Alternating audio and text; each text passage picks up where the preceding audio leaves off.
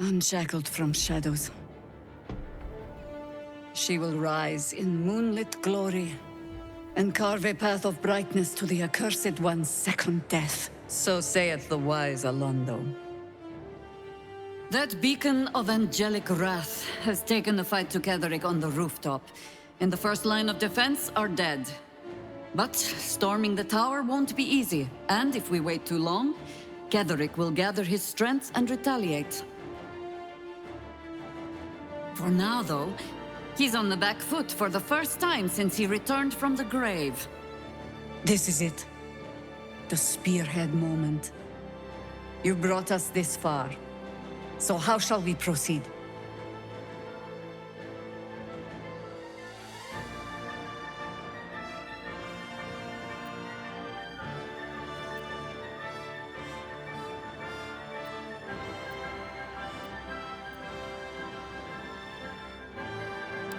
Ha! Sounds like something my scimitars would say. They'll strike true. See to it you'll do the same. At the ready, Harpers! In this light, there will be victory. In this light, we will avenge the fallen!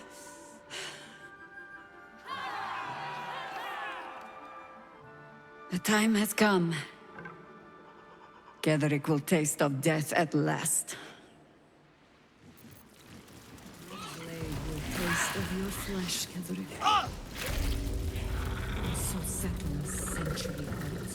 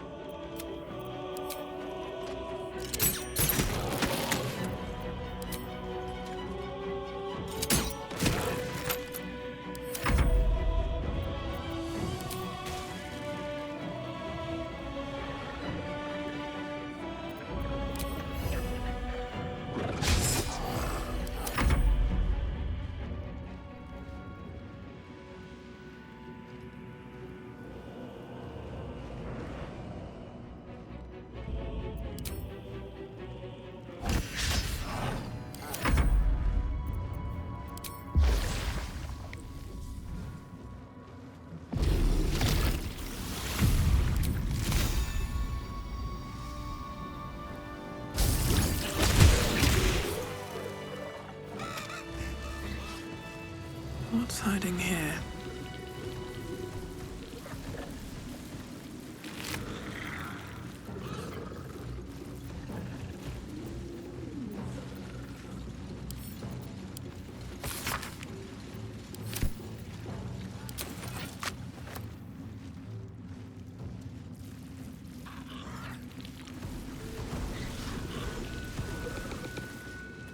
It's a grim task, picking provisions from the dead.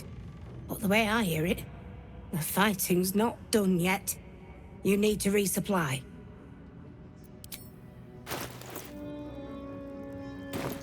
Lady, light away.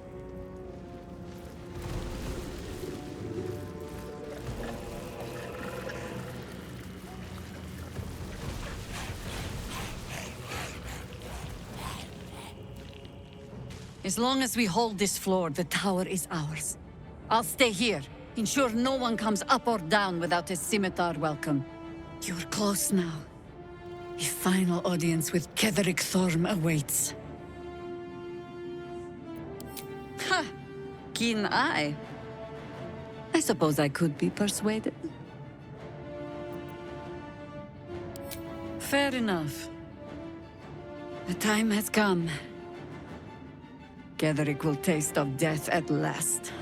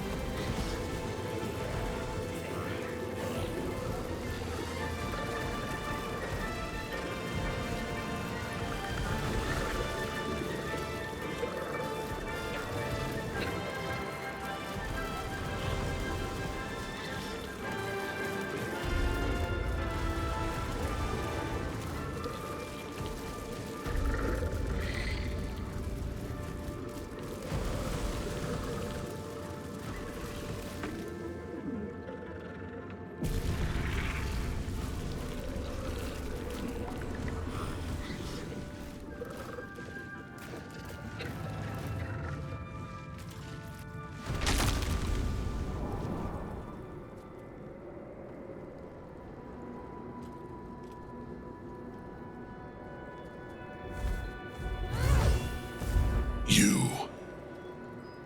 What have you done? What have you done to me?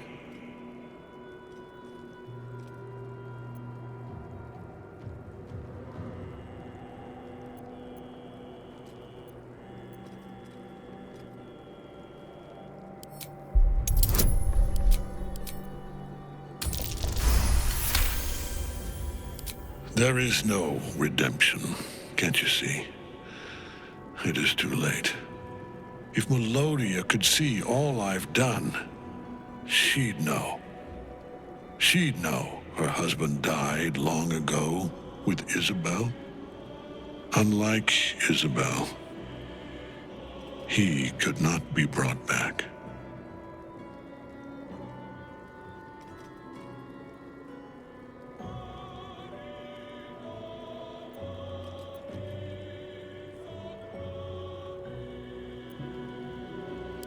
This is no spectacle. This is payment. My life was dismantled piece by piece. First, my wife was taken.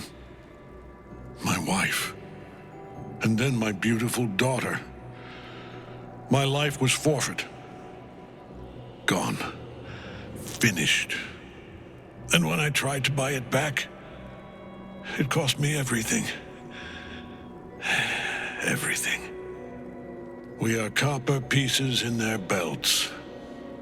Tokens to be traded for scraps. You have beaten me, true soul. But the gods beat me first.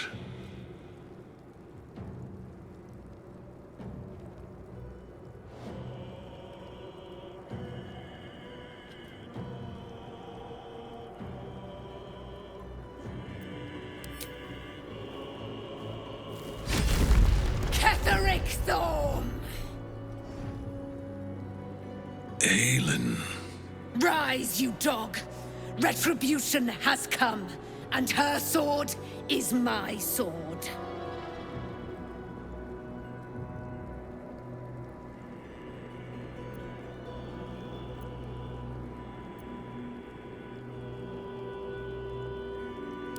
Ha! Ketheric Thorm would sooner die than lay down his rank cause. Isn't that right, General? I was a fool to hesitate. Power like mine cannot be hidden, cannot be cowed. But power like mine has a price. A price I am destined to pay. You have one last chance to bow. Once it's gone, I'll have no choice but to destroy you both. Do you hear? Bow!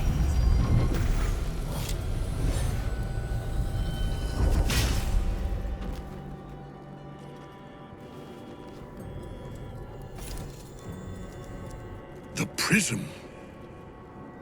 You've had it all this time, you worm.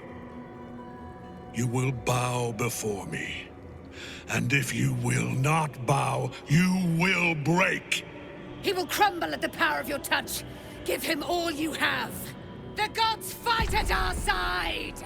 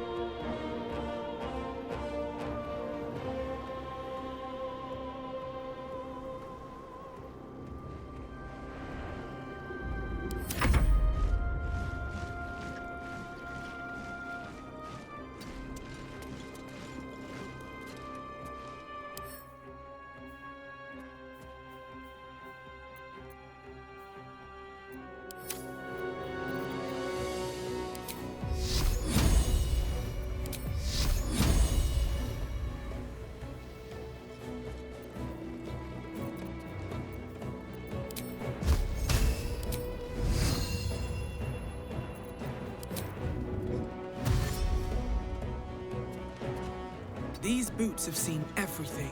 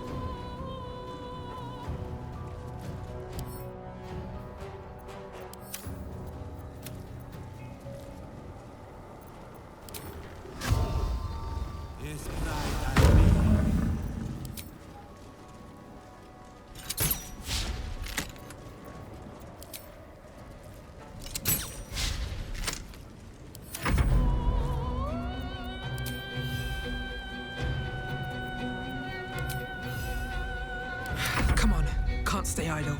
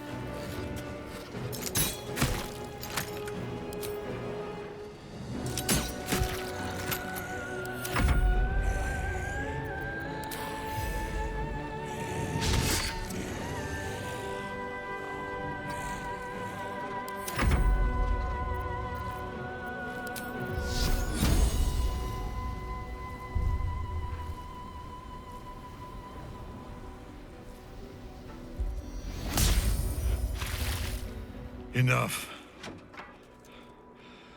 My lord beckons me.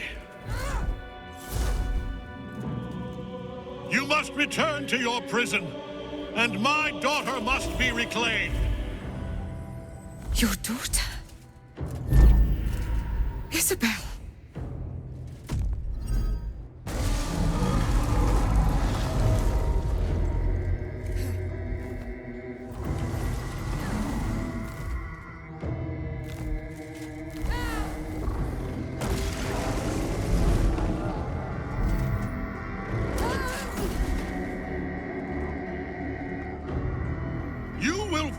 As sure as she. This has only begun.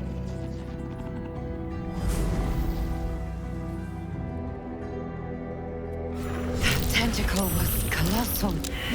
How can such a thing be possible? That thing came from below. We need to find out where it took Ketheric. Freshened up and ready to fight.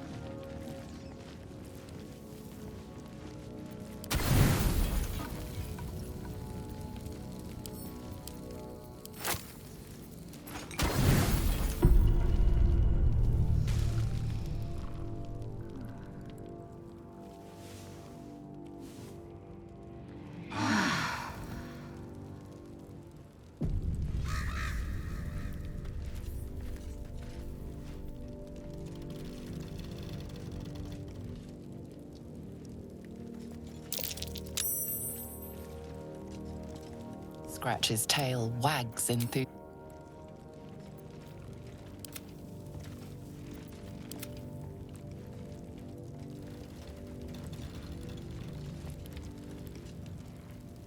Greetings.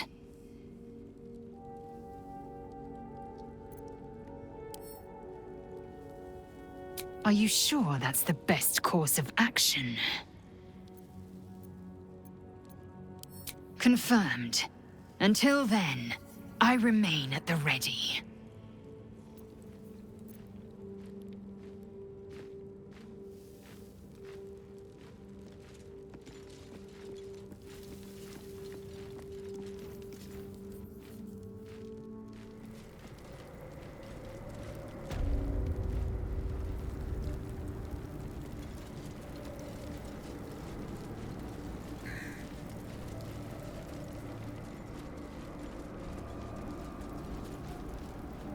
The General will call that a tactical retreat, I'm sure.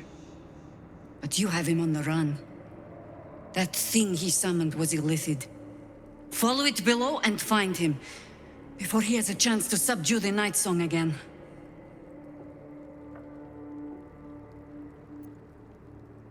I certainly do.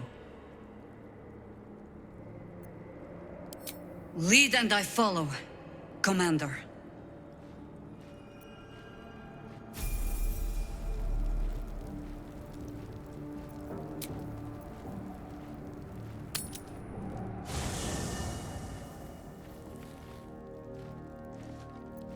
Wherever we go, ye gods, let there be something green.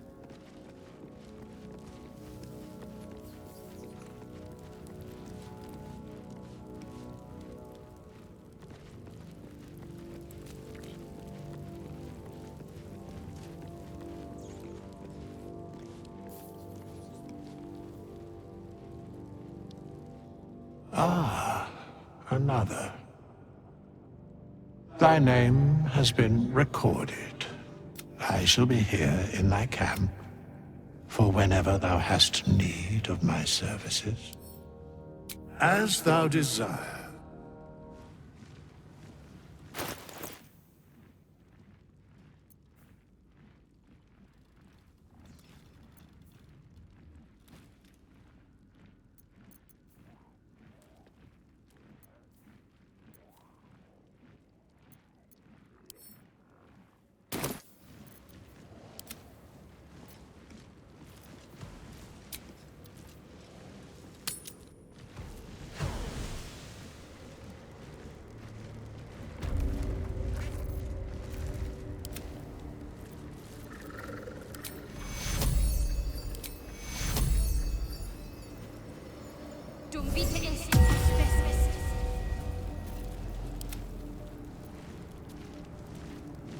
What path lies before me?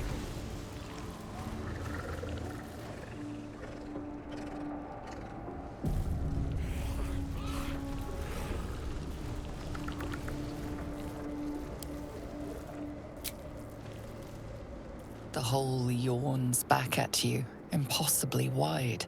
A single tentacle burrowed through stone.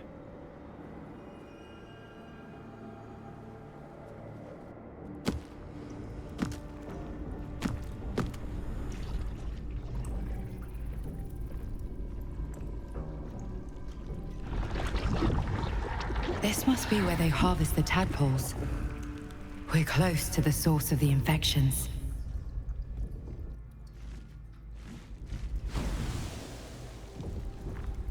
I wager that devil I meant to rescue somewhere near.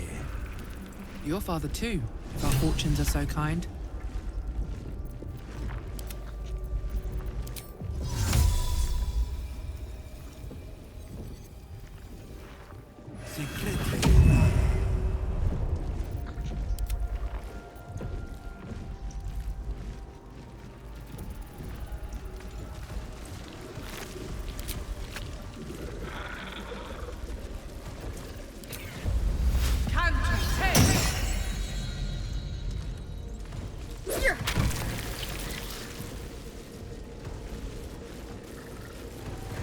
Tread carefully.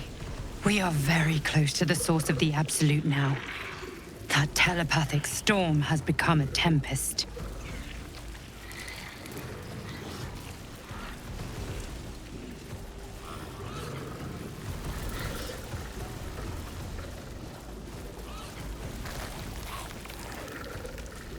The stench! I wonder how many pilgrimages to Moonrise ended down here.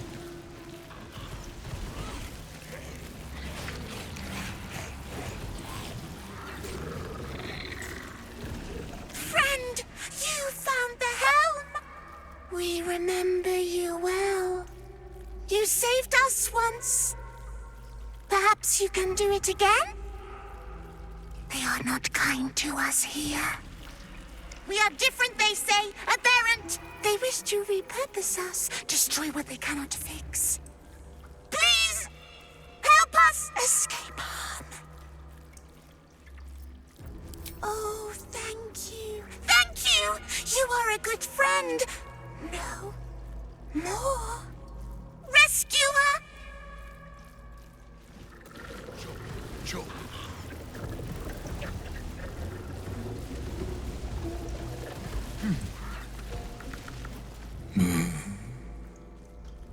No will sparks behind his eyes. His mind has been hollowed out to better echo the commands of the collective. You could kill it, end its miserable life of enslavement. Surely that would be the humane thing to do. Or you could take advantage of its vulnerability and plunder what's left of its hollow mind for anything that could serve you. Blind as well-worn boots, his mind turns to his work. Chop, cut, sort, shiver of impact, crack of bone. He removes the brains, digs free the squirming tadpoles, the unworthy ones given over to the illithids, to become.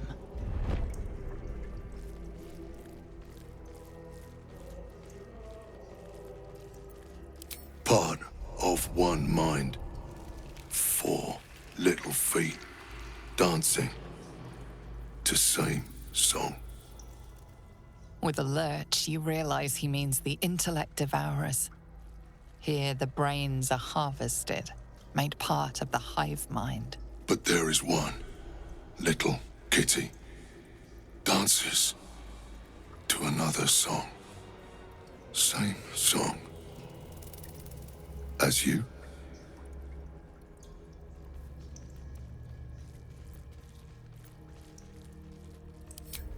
Bad kitty sings wrong song. Must fix.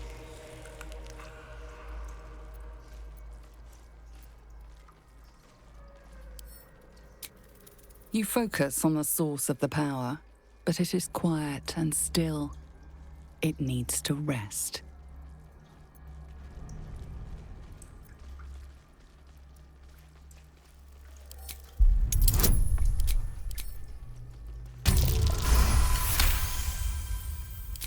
Yes.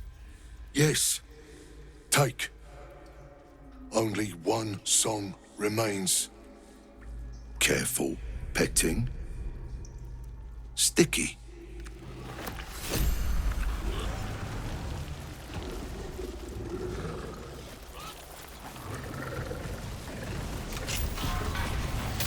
We are free! Thank you, friend. But perils remain, near and far. Better to stay together. You and I, we will remain with you. Call us, and we will be at your side.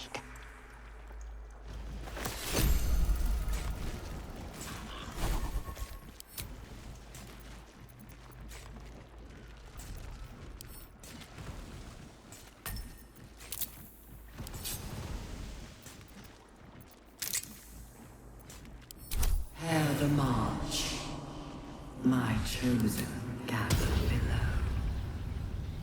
Invocated.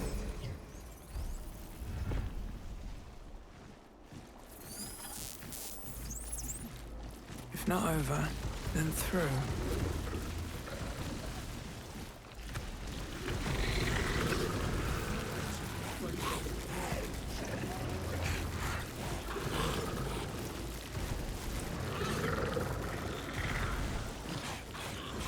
beastly layers I've had to poke my nose into.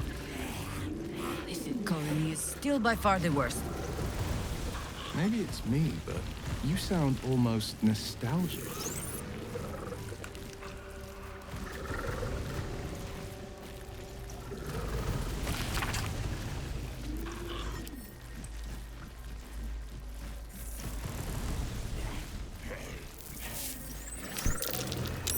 Seems I can understand Illithid script. Thank you, Tadpole.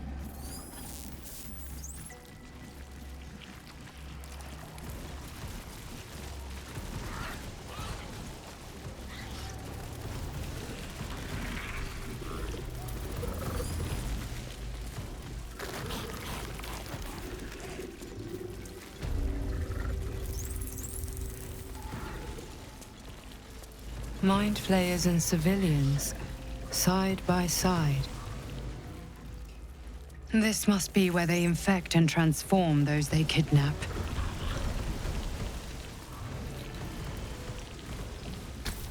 You remember the shattered windows of Alteral's High Cathedral, the burning black sky of Avernus beyond.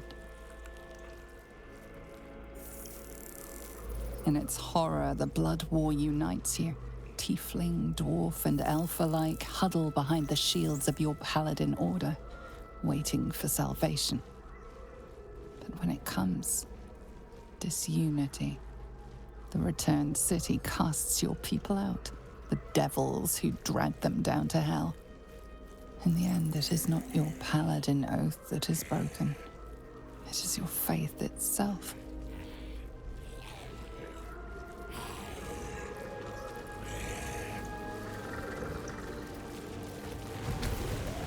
The device releases a stream of fragmented memories and emotions. All that remains of the pod inhabitant's former self. This Your pod lungs pulsates burn with the with dry angry heat of the memories of fires wayward raging guards. about Search you. Officer, manic pain is not enough to diminish your She swing. laments her One failures to goblin locate after him. another falls to your blade.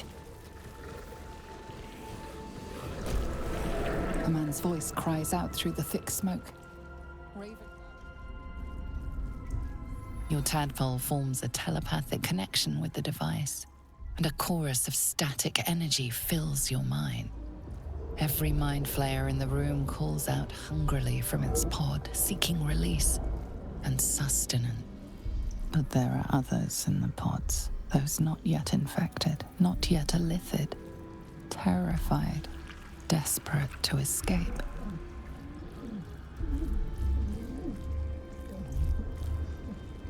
The device is open to your tadpole's command, to your authority.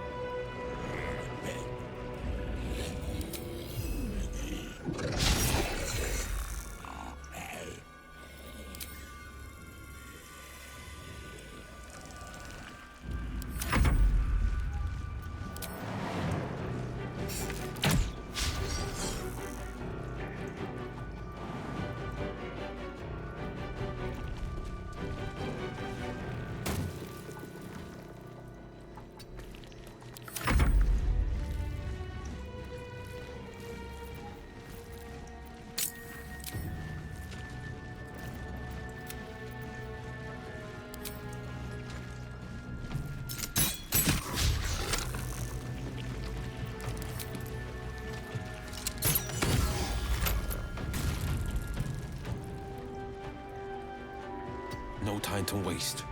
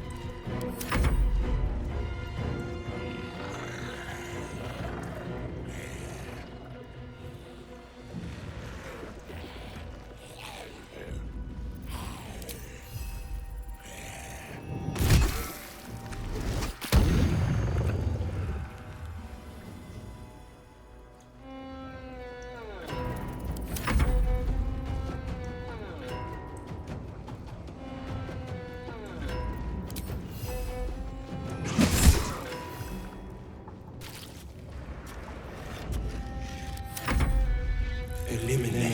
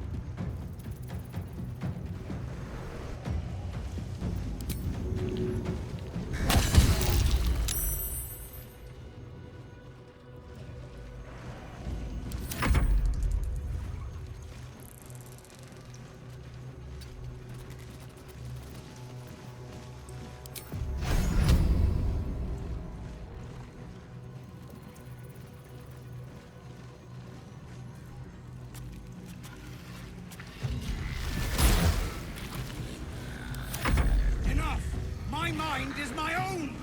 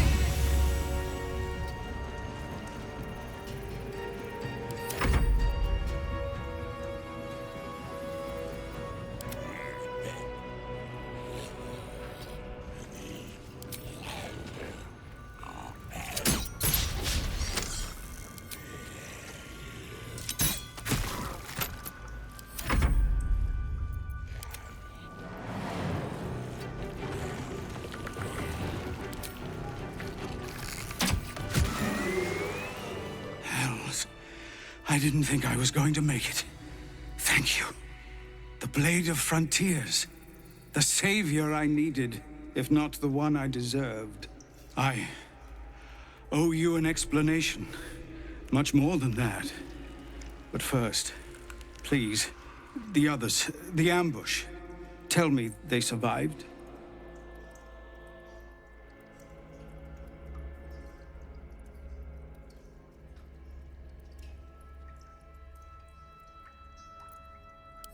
You've heard some of it, I'm sure. That I froze, or broke, or some other lie that is kinder than the truth. We were ambushed by cultists, yes. And then I heard... her. Their false god, whispering promises in my mind.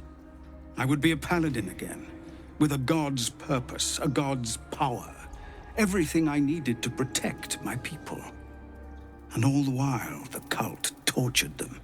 They fought and ran and died around me, while I imagined myself their savior. By the time I regained my senses, it was too late. I did not just surrender to the Absolute. For a moment, I welcomed it.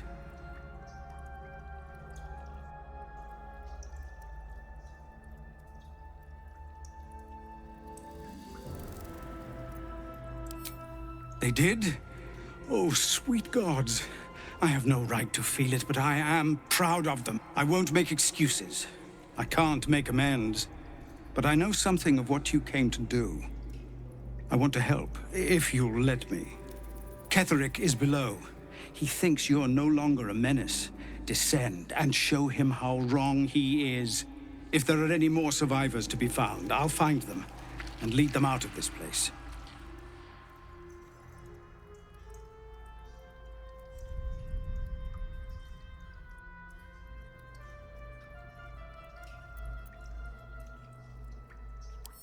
They have you.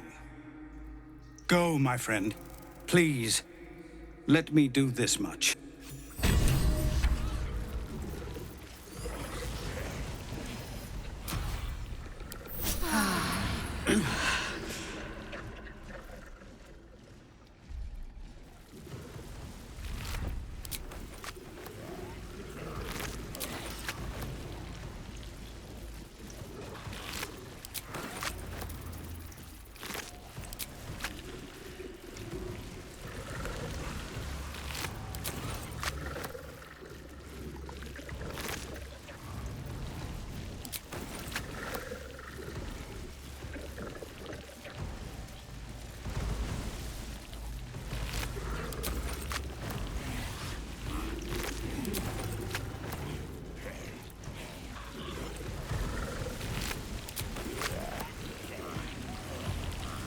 The moment comes. The Absolute moves. What a stench. I'm beginning to think I should have stayed in that pod. In there it only smelled like me. Is there any news about Duke Ravengard? Did he get out alive? No. Tell by your expression. Gonna have to fall on my sword, aren't I?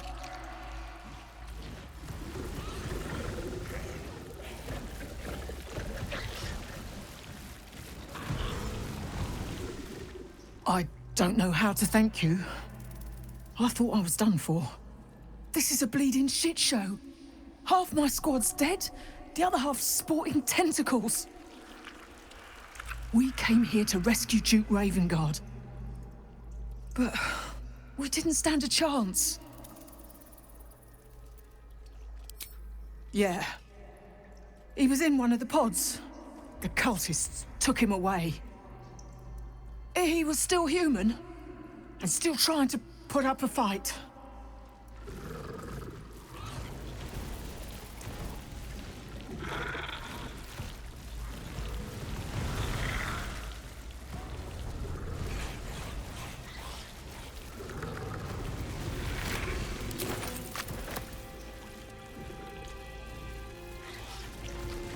Brine pool. This pod has a different air to its chitinous cavern. Dust and dirt are gathered on the inside. It's broken beyond repair. seemingly by a blunt impact, as if whoever was inside threw themselves against it in an effort to break out. Your brain hurls an image towards you, your own head, blood gushing down in front of your eyes.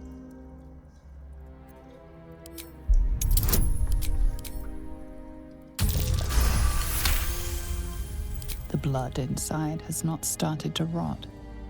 There is a fresh hint to it.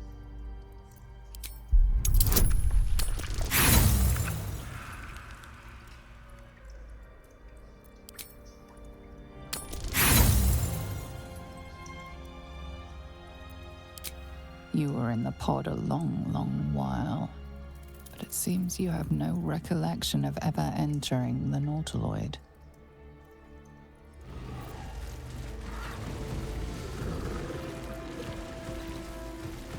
That pod.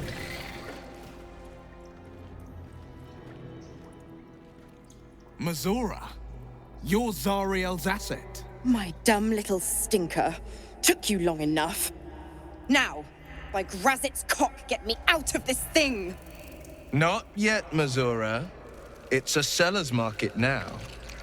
Time we struck up a new... Is it?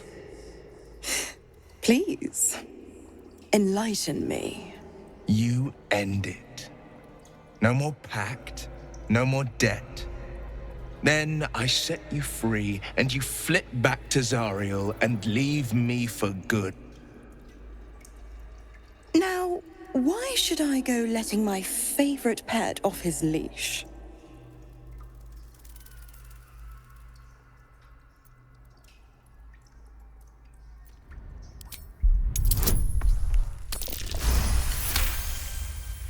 You recall an old incantation from a children's story said to void a devil's contract. Abi diabole et nunquam redi.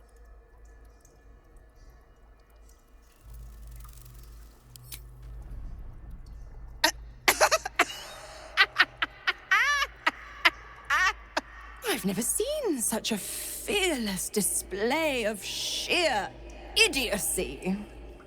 Bravo. Fine, I'll play your game. But I amend the pact once I'm freed, not before. Clause F, Section 9. Soulbinder shall bestow reward or favor only upon soulbearer's fulfillment of Now, open the pod. Fine. Let her out.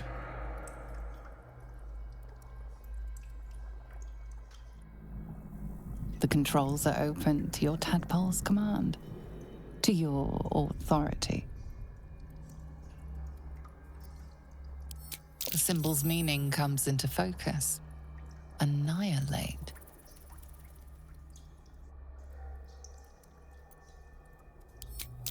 You decipher the symbol. It's an illithid sigil, meaning unleash.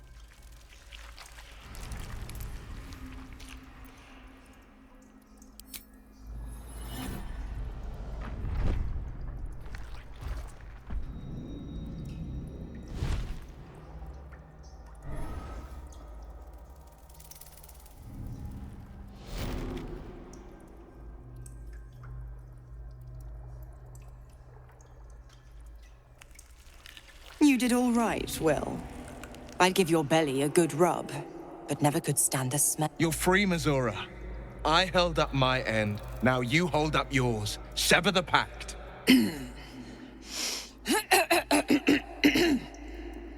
Clause Z, Section 13. If the Soulbinder consents to separation, she will release the Soulbearer from all obligation within 6 months. 6 months?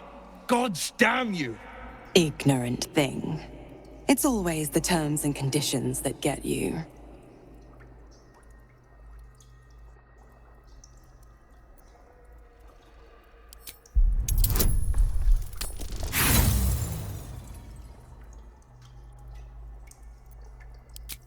The new contract is enough. That and my sparkling disposition. Now, you've got business in the towers to take care of. Don't you fret. I'll find you soon enough. You're going to need me. Count on it. Oh, and go ahead. Tell your chums how we met. It's a real cracker of a tale. Ta-ta.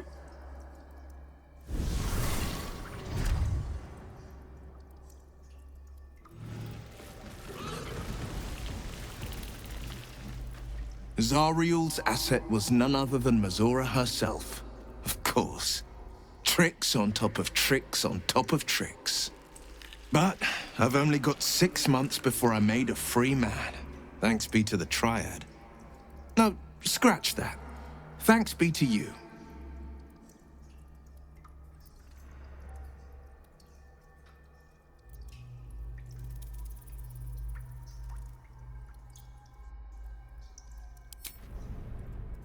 These infernal talents are useful, I admit. And once they're gone, I'll have to rely on my wits and my training. The coast needs the blade, and I have no intention of turning my back on it.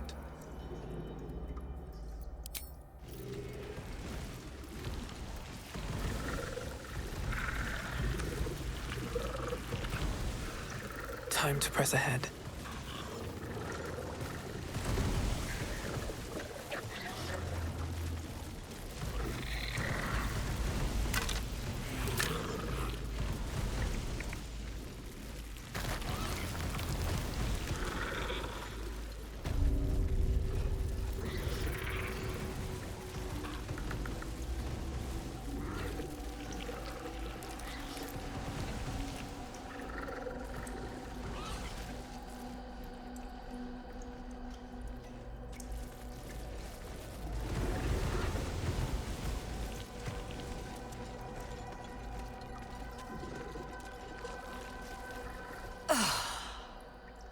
Lashes. Balthazar let one of his walking carcasses lapse from his control. Let's ferry them back. Wait! By the Bone Lord. I thought I'd never see you again. I wanted to keep you for myself, but they shipped you away.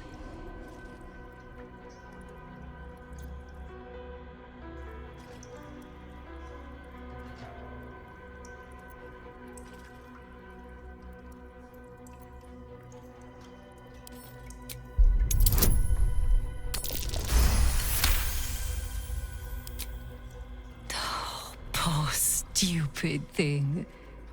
Why is it even here?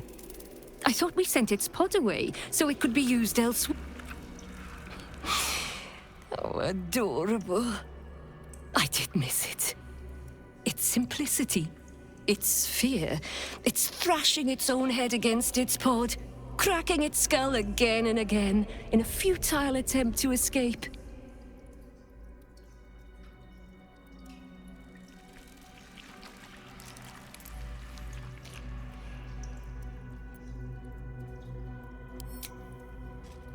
Oh, how precious.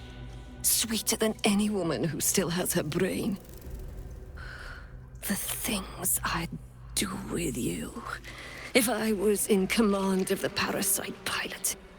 I think we have to put you down, though, dear one. Something must have gone wrong for you to have wandered all the way back here. Even if it is pleasant to be reunited, this won't hurt a bit. Though I don't suppose you can feel much now, anyway.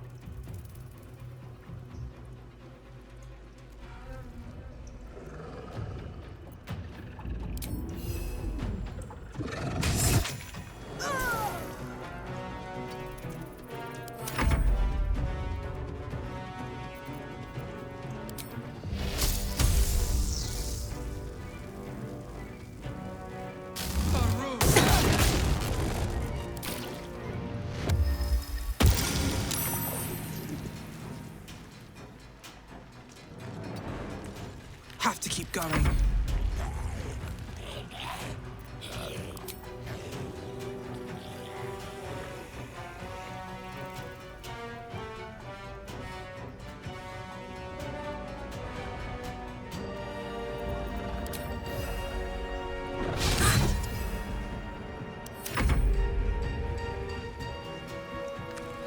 Got to press on.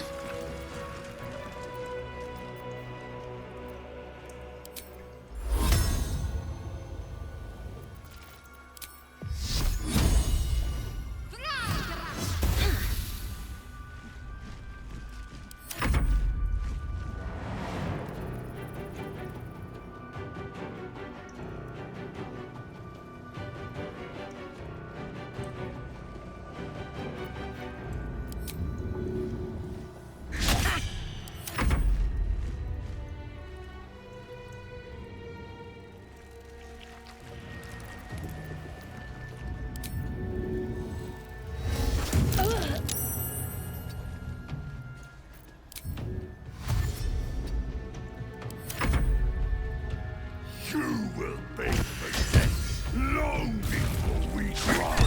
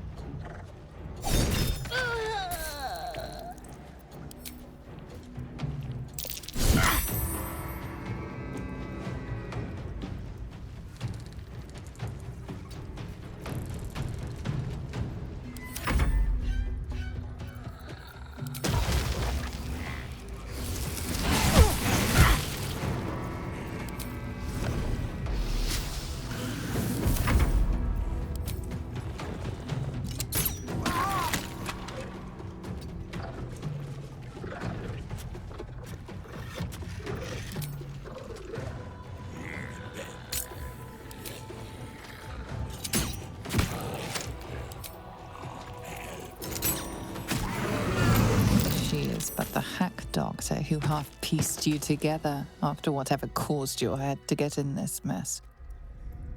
Someone else must have attacked you in the midst of whatever you were doing down here.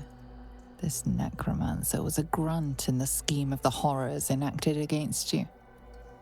That attacker is the source.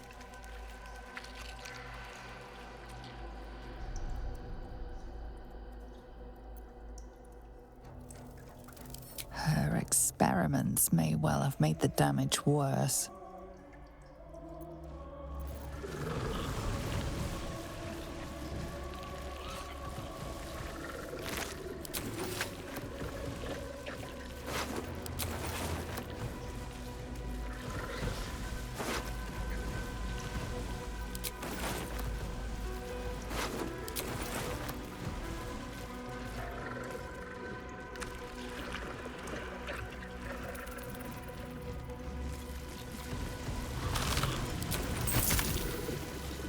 Need to find a way forward.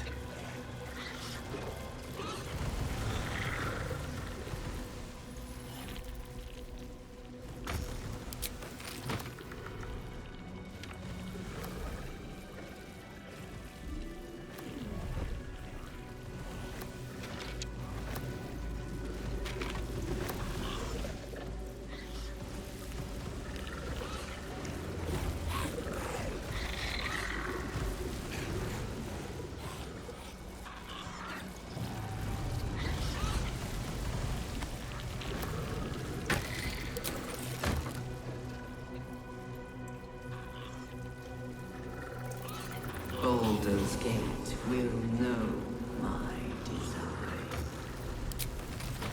Our design.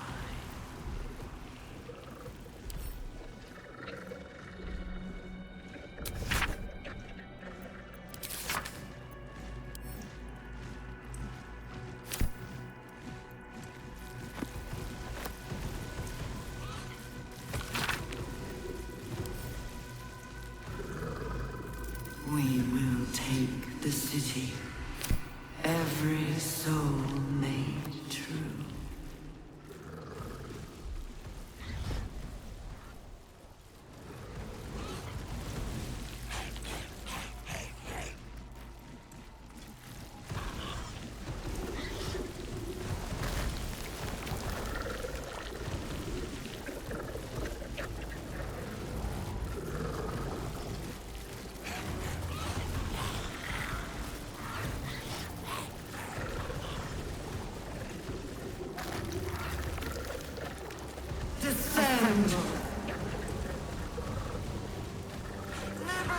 Evacuate.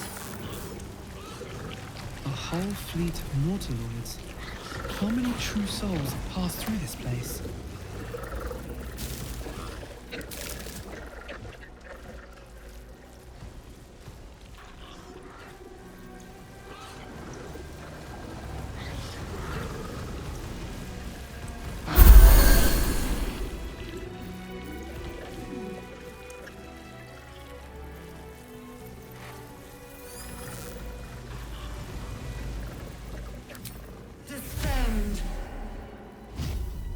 Obey.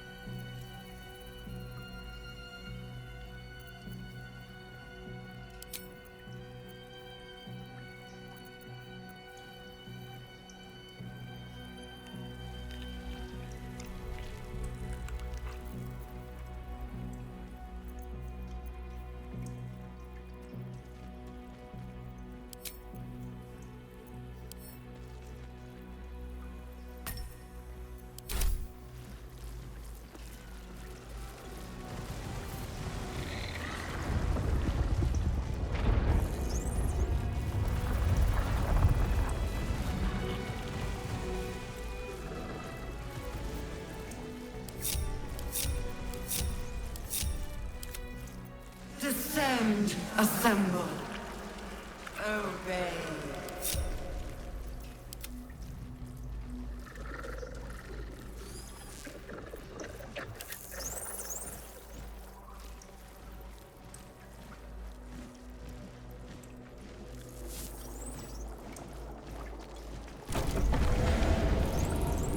Is anyone else's tadpole squirming around a lot more than usual? It senses something, doesn't it? I'll keep my guard up.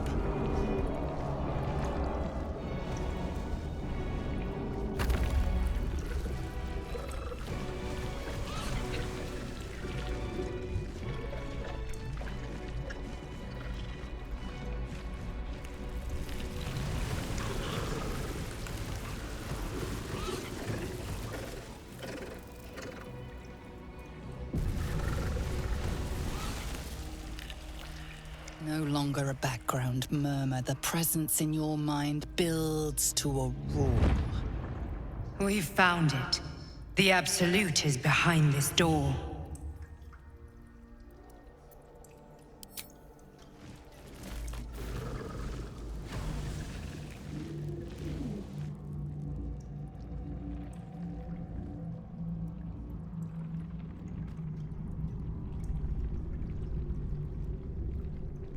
You said it was under control. It isn't you I answer to, Gortash. Oh, the general voice. Is this where we salute?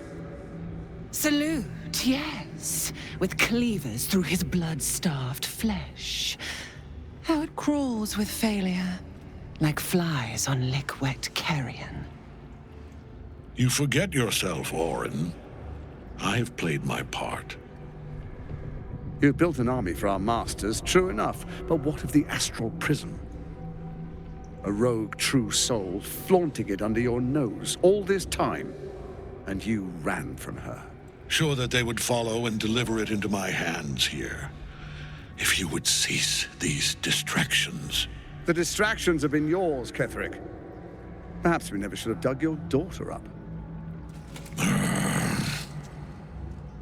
So you haven't lost your edge. But you're still not as sharp as Orin, I wager. The Slayer against the Undying One. That'd be fun to see. His crypt breath sings to my sinews. Again, again, again, again, again. But he must lead the murder march to Baldur's grave. If the weapon is truly in your grasp, Ketheric, might I suggest closing your fist? Orin and I can wait for you no longer. The plan proceeds. We're going to the city, and we expect you to follow. Army and the weapon in tow. The Edict of Bane! The Lash of Ball!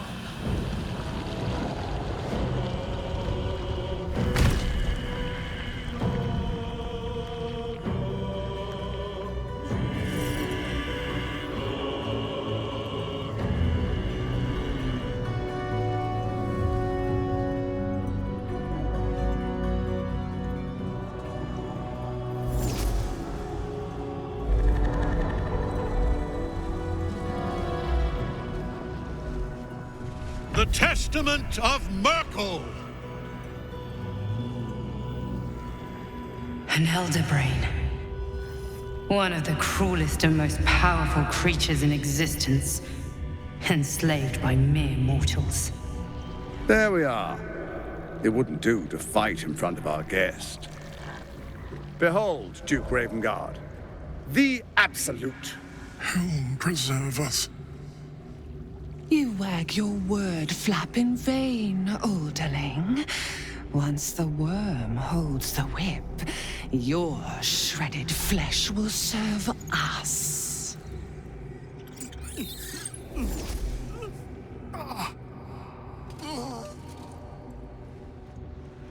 Shit, no! Father! Now, it's really time we were going. We will empty this place and begin the march. You may catch up with the army once you've retrieved the weapon. And Ketheric, do try not to sulk. You're supposed to be the fearsome general come to conquer the city.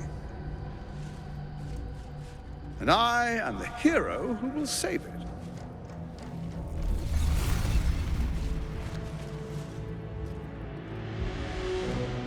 It is time, faithful ones. March on Baldur's Gate. We go to prepare the way!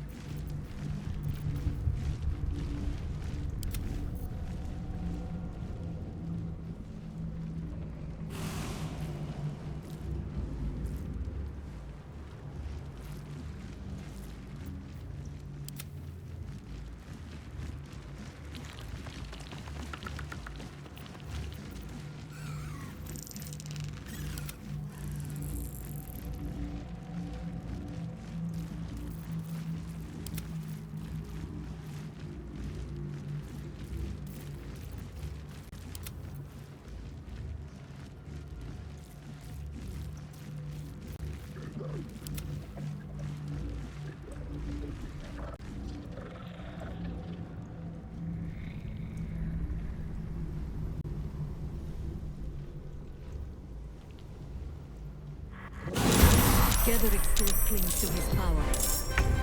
We need the Night Song free.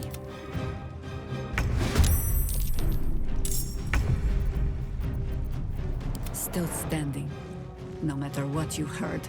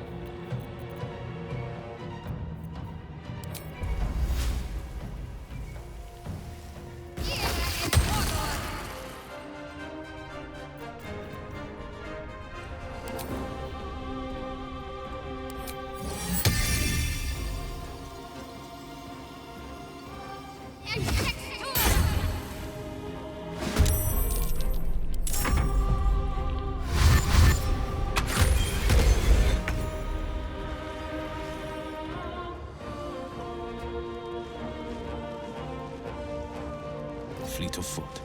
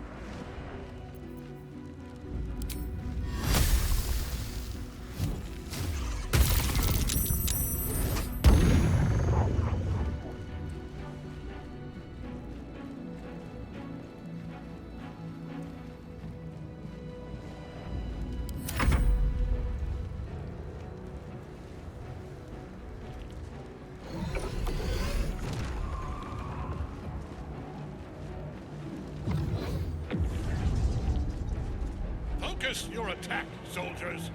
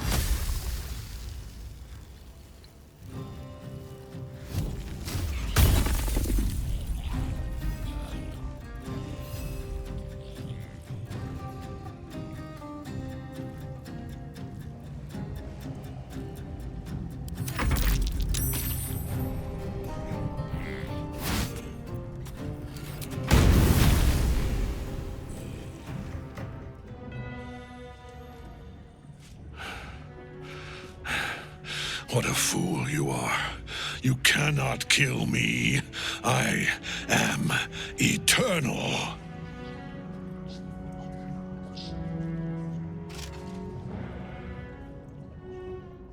Myrkul, Lord of Bones, I am here.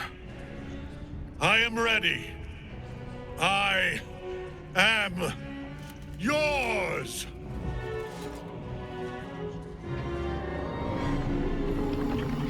You dare end one who belongs to me. I am the smile of the worm-cleansed skull. I am the regrets of those who remain, and the restlessness of those who are gone. I am the haunt of mausoleums, the god of graves and age, of dust and dusk. I am Myrkul, Lord of Bones, and you have slain my chosen. But it is no matter, for I am death, and I am not the end. I am a beginning.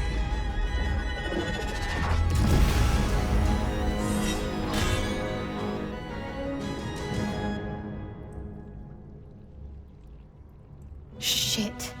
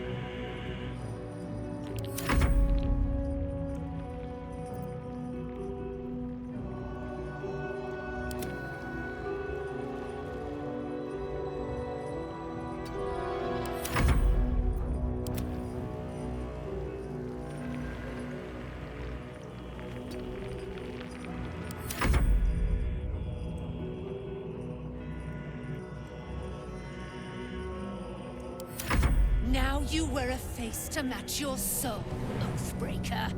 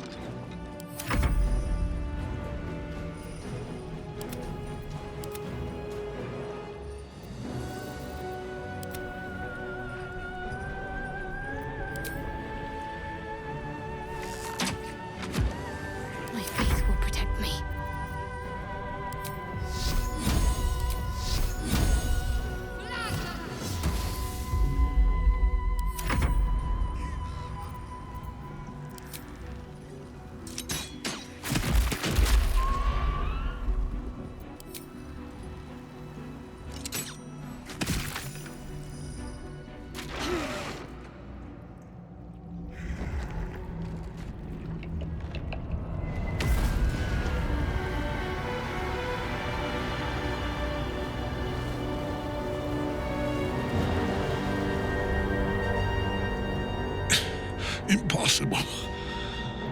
Death cannot take me. I am its master. My lord, hear me.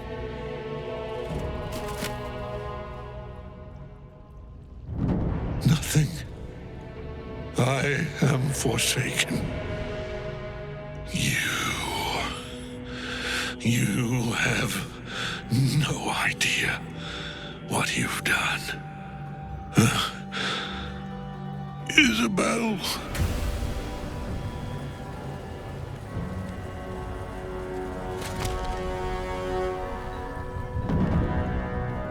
The villain is dead!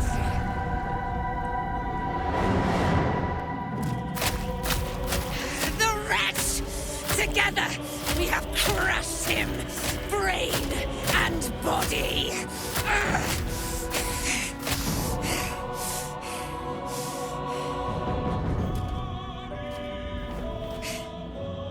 No. No. We pick our way toward our fates. Unleashed. You have my sword. My fealty. Do what you must. Then we fly this foul place. The Chosen of Myrkul is dead. Permanently this time. Ketheric's netherstone. It's in his armor. Take it.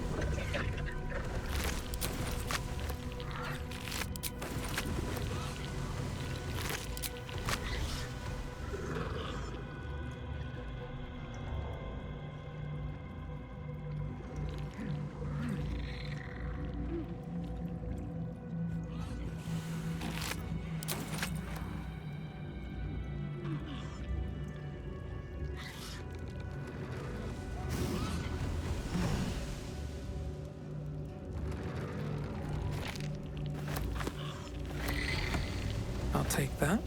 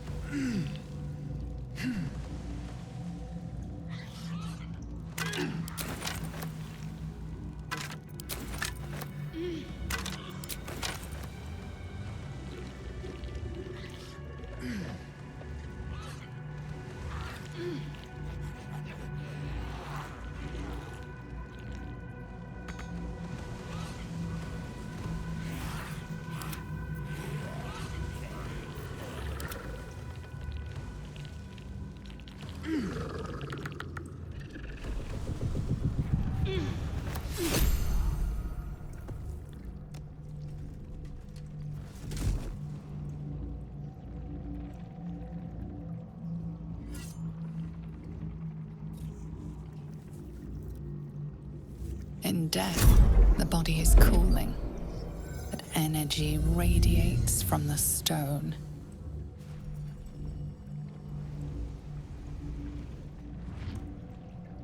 Remarkable. Truly. And now the picture comes together. The Absolute is neither god nor man. It is the Elder Brain you saw, held here by those three against its will. The crown it wears controls it, And these stones control the crown. It has been dominated. To master an elder brain, to subdue it. Our enemies are formidable. I believe you fought and defeated an avatar of Myrkul, the god of necromancy.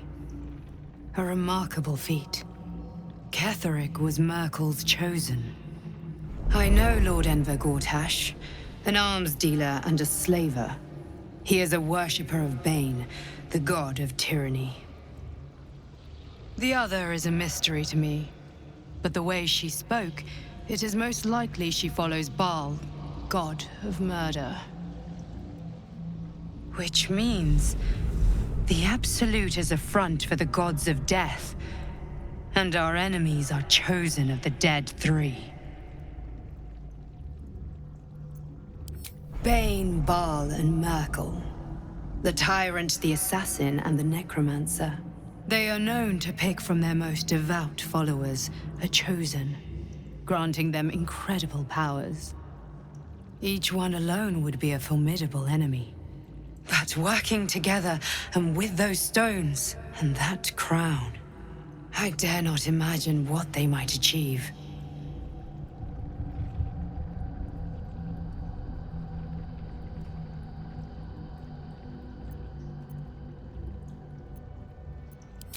A temporary reprieve, but a welcome one. With a brain on its way to the city, its influence here is weakened.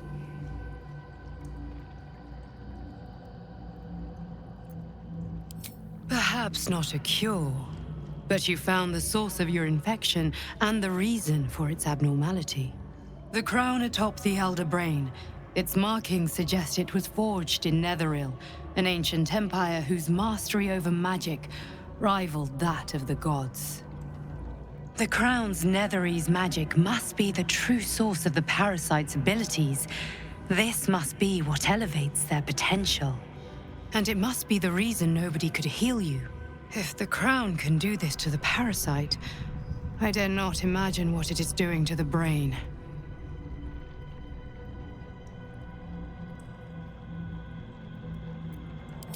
We prepare for the fight of our lives, and the lives of everyone in Faerun.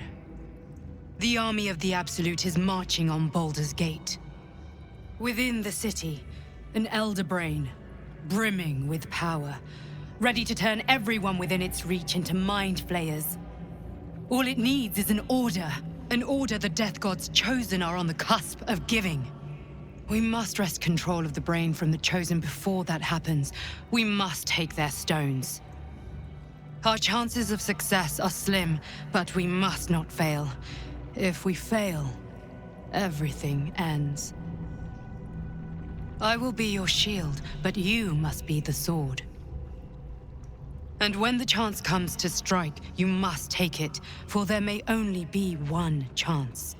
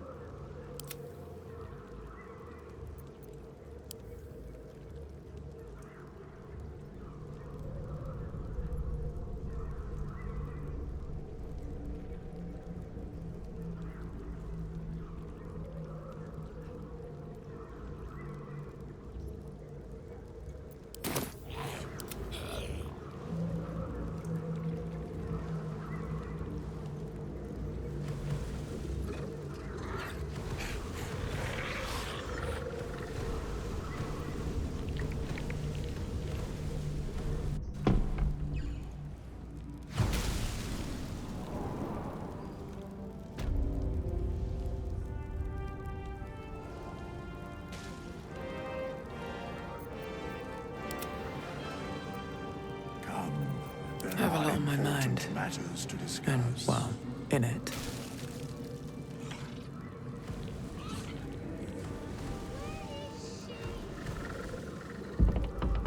Gods be damned. With that parasite in his brain, Father could wreak untold havoc in the Absolute's name. Should Baldur's Gate fall to the Absolute, every one of the coast cities will be ripe for the plucking. We're not just fighting for our cure, we're fighting for my father. We're fighting for the Gate. We're fighting for all of Faerun.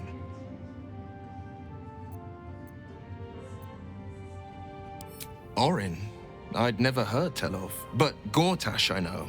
Or know of, more precisely. A self-styled strategic advisor to Baldur's Gate's peers. A bit player with dreams of a leading role, the way Father told it.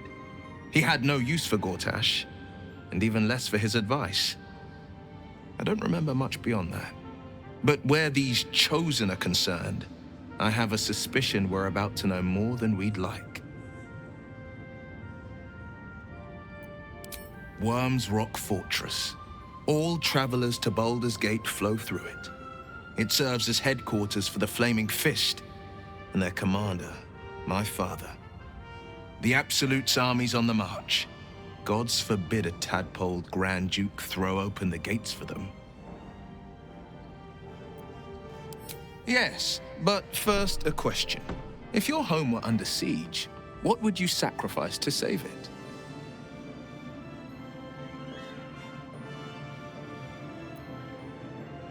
I could never be so disloyal to Baldur's Gate. I was 17. Father, older Ravengard, had just been named a Grand Duke and was called away to Elturel to help settle a dispute.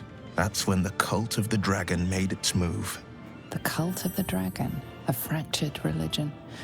Some believers hold that undead dragons will inherit the world. Others worship the dragon goddess Tiamat and intend to summon her to Faerun.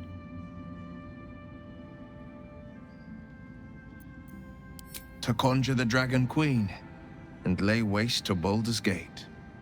A 10-day after Father left, I heard a whisper as I slept. Duskhawk Hill, the Queen of Chaos awakens. Go alone. I grabbed a rapier and set out. There wasn't a cloud in the sky, yet not a single star was shining. There they were, gathered at the foot of the hill. Your head tingles. Will wants to show you what happened. In the looming shadow of the mount, 5 groups of 5 figures each encircle a lofty totem. Atop each totem, a dragon's head is carved, and a massive orb held in its mouth. The cultists chant, first softly, then crying to the starless sky. There is a crack of thunder, a gust of wind, and a dragon's white head appears in the storm. The first of Tiamat's 5 heads. As the maelstrom howls, Mizora's lips press to your ear. She will destroy Baldur's Gate. Grant me your soul, and I will give you the power to save it, she whispers.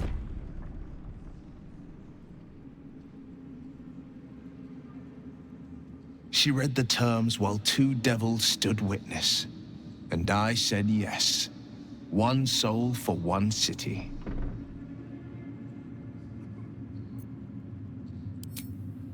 She didn't. She came on order of her mistress, Zariel. Tiamat made a play for power. Zariel had other plans. That was the most Mizora's ever said. All that mattered was that she got her prize. Another pet added to her warlock menagerie.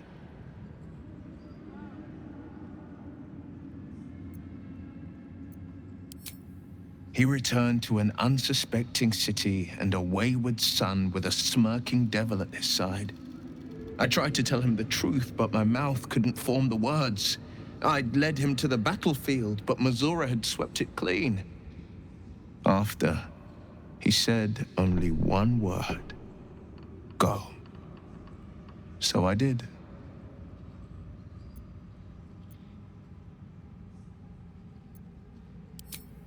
I don't know that it was brave. I just know that it was right. The moment I agreed, I burned with the fires of Avernus and oozed the rot of Dis. The cultists choked on our poisons and burned from our flames. And when we were done, all that remained were 5 greyed orbs atop a pile of ash. My soul was bound, and my lips were sealed.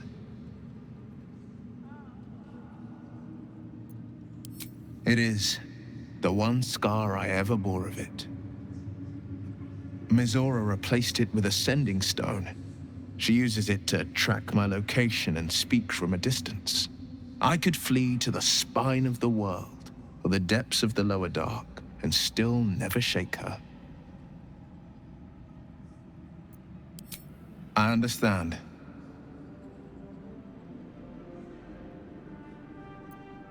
No, never. He did the only thing he could. In his eyes, I invited a devil into our midst. I was a fool at best, a traitor at worst, and Grand Duke Ravengard suffers neither.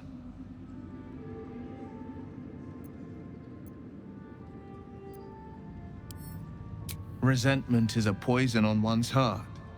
The only way to avoid damage is to pour it out.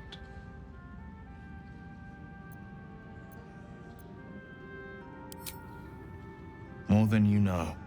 The better question is, did he ever miss me? If he did, he missed the Will Ravengard he once knew, not the hell-touched warlock he returned to.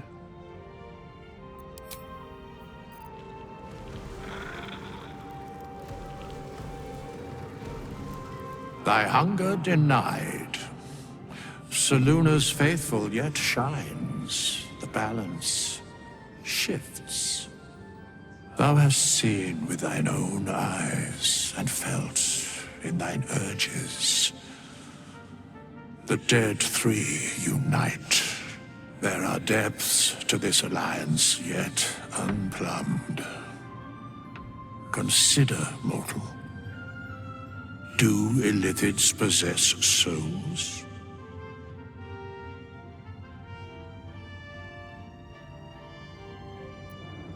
Where matters of balance are concerned, I am eternally cold.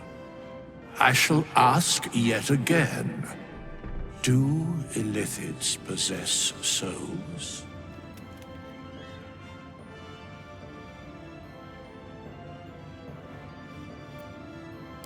No, nor canst thou count mind flayers among them.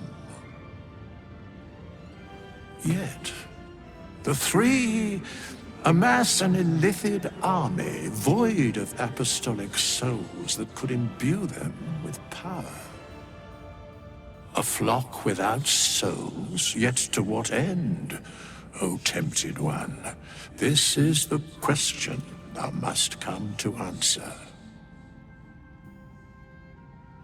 Until such time, be availed of my services.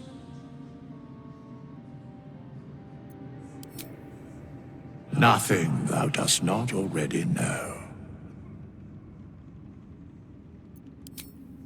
Yes, Bane, Lord of Darkness, Baal, Lord of Murder, Myrkul, Lord of Birth. Once judged, ascended, then vanquished as one and as 3. The alliance is reforged, mortal.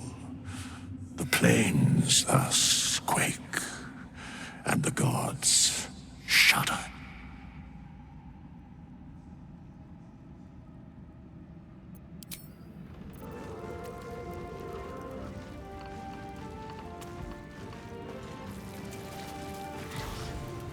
Long, dark below, but light above.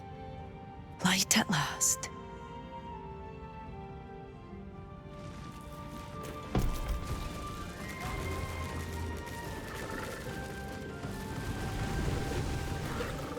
Well done putting Ketheric in his place. Couldn't have done it better myself.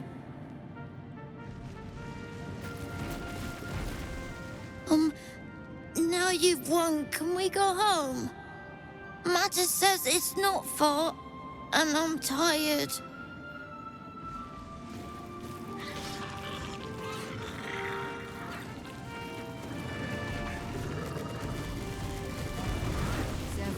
Helm's blessings upon you.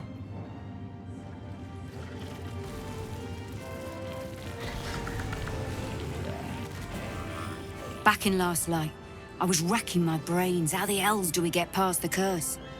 And then, a blinding light cuts through the darkness like a blade through butter. All thanks to you, I hear. Didn't think we'd make it without the old Hell Rider to lead us. But you did a damn fine job.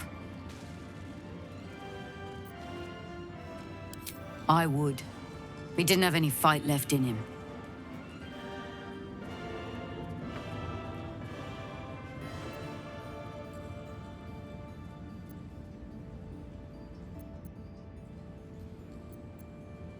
I looked up to him. We all did. But he let us down when we needed him most. There are less mouths to feed, but we still need supplies for the road. We'll scavenge what we can. Hopefully, we'll see you again in the city.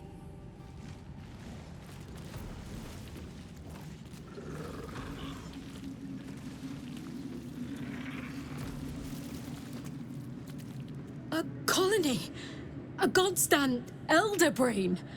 I faced a lone mind flayer once, and it slaughtered half my squad. There'll be plenty of dead to mourn when this is done. But songs to sing too.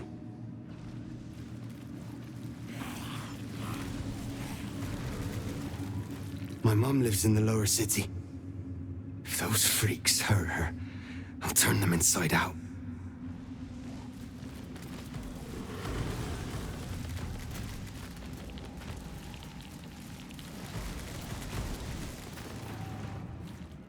Aylin! Isobel!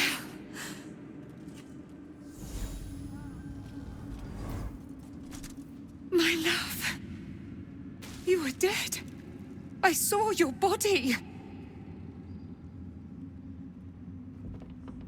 I'm here. And so are you. And my father, he can't hurt us any longer. I dreamt every night that you'd come back to me. That somehow it was all a nightmare Dawn would undo. I had no dreams at all. Nothing but darkness. And when I woke, my father said you were dead. His soul was poisoned by the god of death. His sick devotion ruined him. But for all his sins, he brought you back to me. Are you all right? I will be. And you? In this moment, I want for nothing.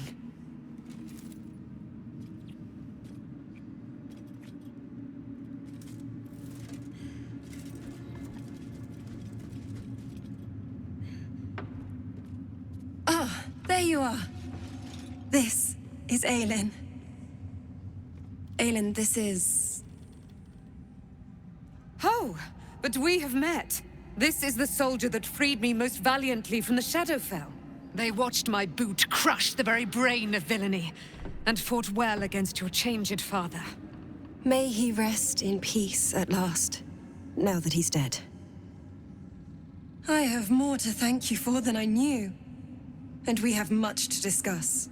Perhaps we could join you in your camp later?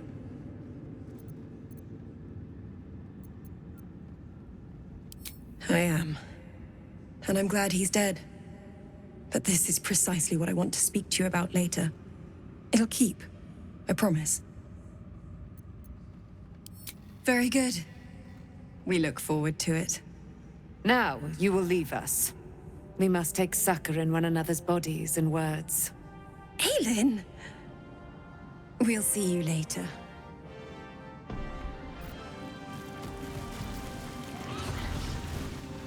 With Jaheira to lead us, and you bringing light to the shadows, we might just have a chance.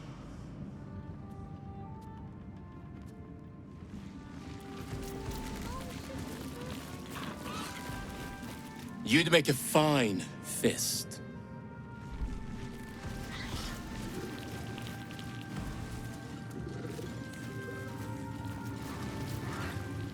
Go home, Marcus, he says. Ha! Just tell me what you need.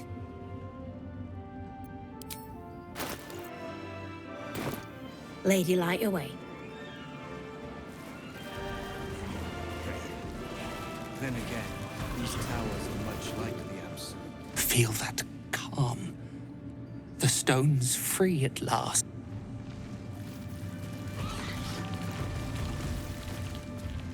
There you are. I was wondering where the devil you'd been. That sounds slimy. Never mind your distasteful predilections. We need to talk about Wyrm.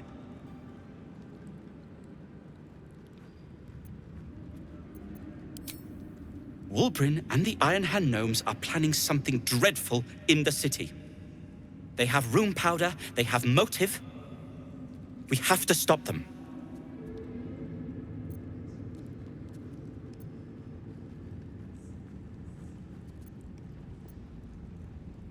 Because they're a gaggle of vindictive crybabies with no sense of propriety. That is to say, they gabbed about their plans like a geese, and I overheard them. Like a very devious goose.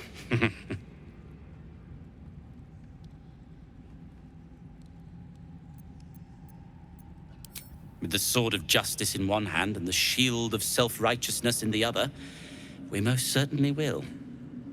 To saving the city. And my fool of a friend. Wonder if the gods are watching me. I owe you an apology.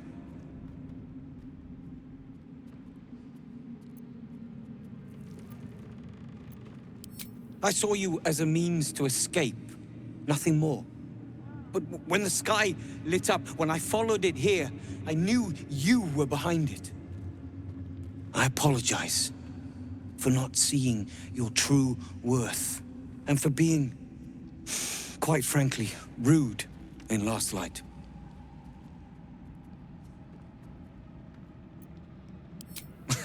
Gracious as well as impressive. A fine combination.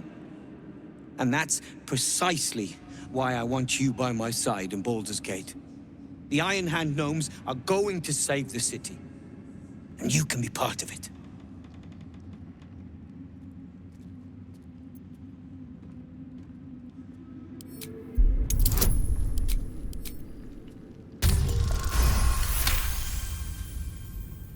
You see a column of fire that dominates the sky in a blazing inferno. Nothing more.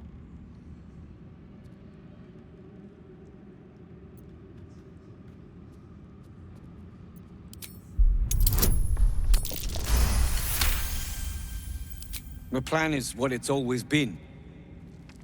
To bring the work and innovations of the Iron Hand Gnomes to every corner of the realm. Problem is, Baldur's Gate is sick. Once the pinnacle of greatness, it's eating itself alive to save itself from starving. Find me in the city. And once you see what it's become, you'll know that I, and I alone, can stop it. Yes. Do you have anything to eat? No.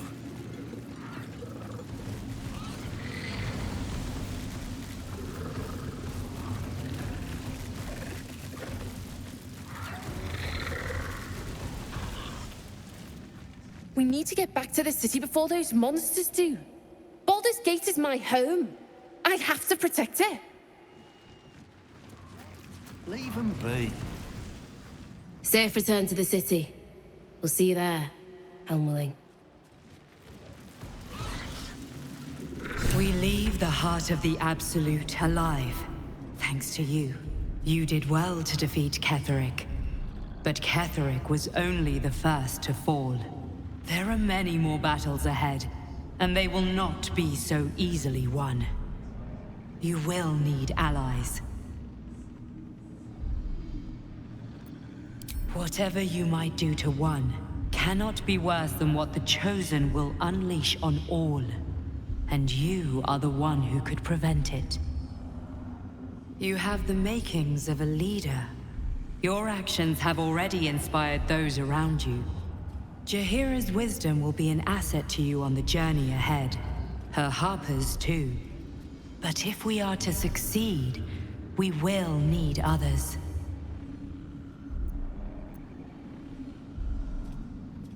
Good. I'm glad to hear that. Baldur's Gate may not know it yet, but its fate is bound to ours. Seek on its streets those whose purpose aligns with our own, and invite them to our cause. Together, we will put an end to the Absolute, the Chosen, all.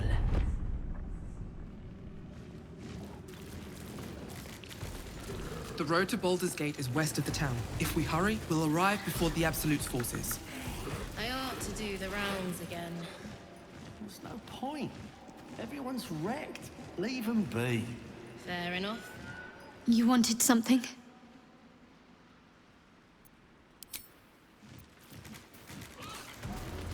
I would not linger in this land over long. But whatever your business, I will aid you if I can.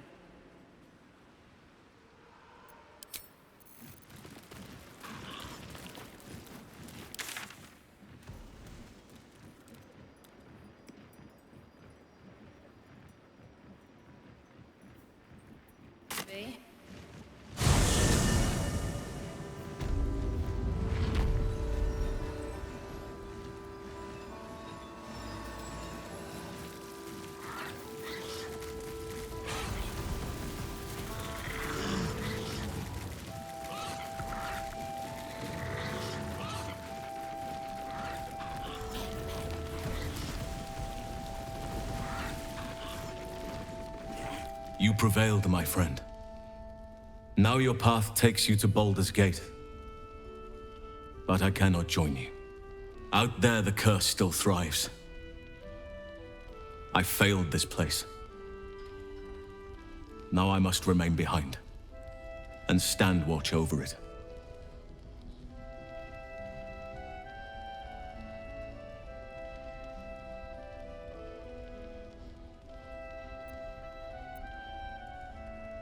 Poor soul.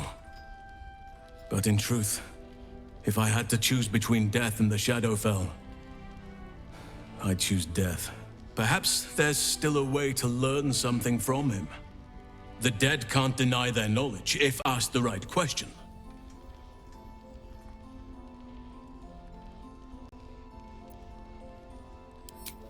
This place needs me. I wish it were different. I truly do.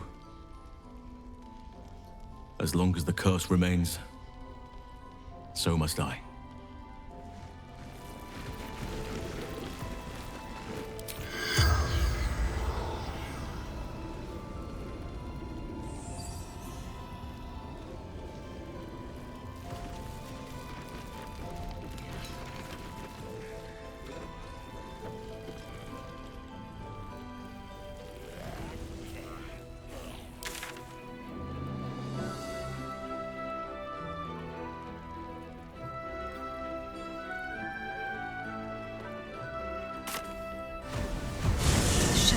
Persists.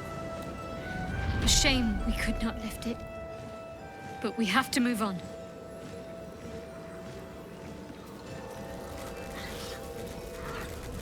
The Absolute's armies are on the march, and Baldur's Gate is their target.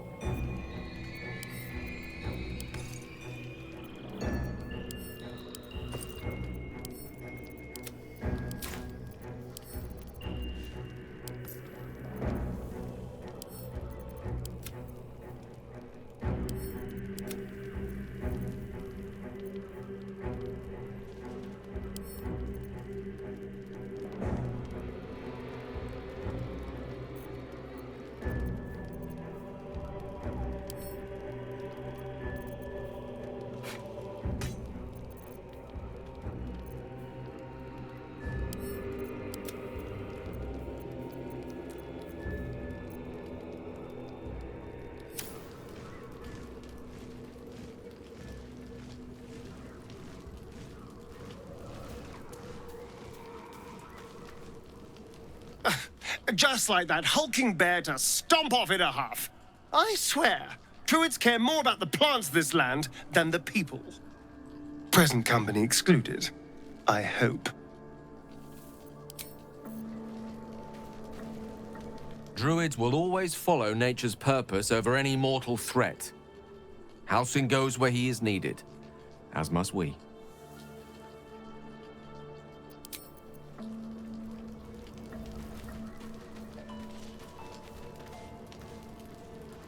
This land remains cloaked by Lady Shah's power.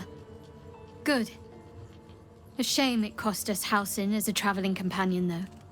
He may have been misguided, but I liked looking at him. You wanted something?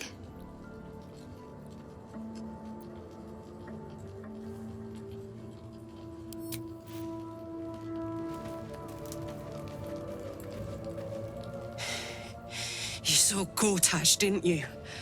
What the fuck was he doing down there? Is all of this because of him? The tadpole, the absolute. How?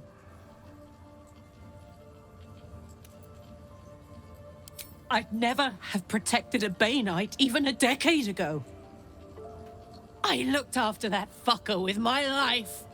I trusted him. He gave me away to Zariel without a second thought. And now he's looking to ruin the entire Sword Coast! He has to die! And I'm gonna be the one who kills him!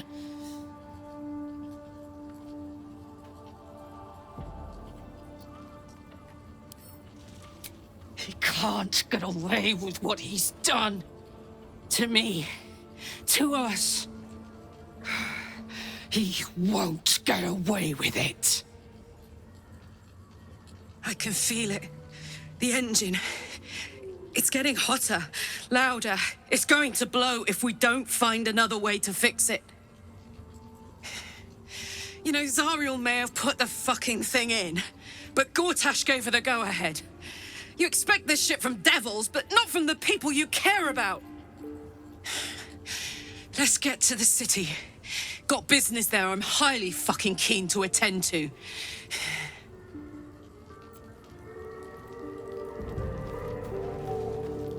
I can't blame Halsin for leaving.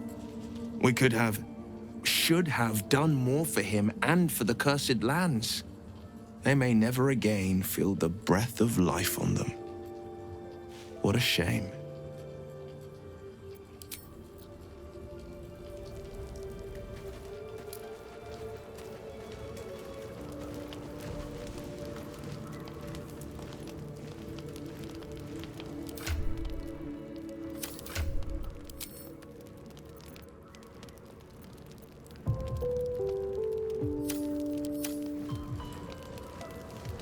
Greetings.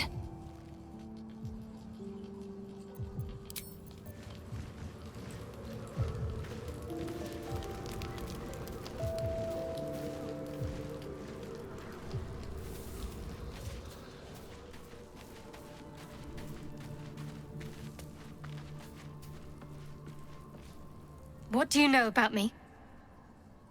You spoke of my past, being chased by wolves. I told no one about that. Almost no one. But I certainly didn't share that with you. There is nothing I can tell you that you do not already know yourself. They trained you well, trained you hard. Chiseled away any part of you that did not fit their plan. They made you forget. I chose to do that. For the mission to protect Shah's... Secrets. Yes, yes, that is an old song, girl. Your goddess cares more for her precious secrets than she does her devotees. Get to the point. When you freed me, you severed a bond between me and that dog, Thorm. A bond of pain. His, inflicted on me.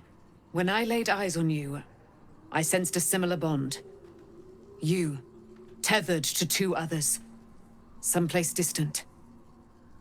Let me help you remember. You feel Shadowheart's mind tug at the edges of your own. You know this sensation. She wants you to see whatever is about to be revealed. Your mind joins with Shadowheart's. Something pulls at you both, bringing you elsewhere.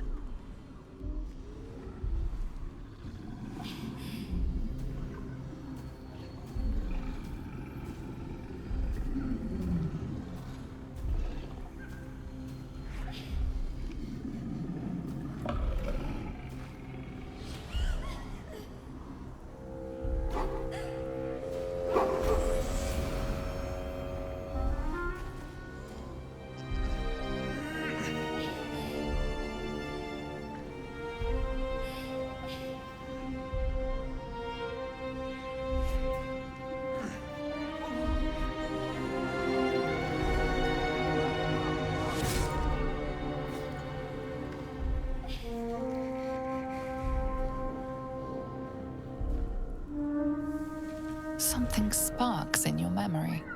Teachings about Selûnite rites of passage, about how they would abandon their children out in the wilds and force them to find their way home. It seems that one child never came back. She was taken. What? Who was that man? You already know. Did you not see yourself in him? Do you not recognize your own blood? My father. That was him. That is him. He lives still. And your mother, too. No. It can't be. I'm an orphan. And who told you that? Your adoptive family? You are not to blame. You were young, impressionable. They took you because they wanted to break and remake you. But you are a child no longer. You are a woman. One who knows what must be done. My parents. I need to save them.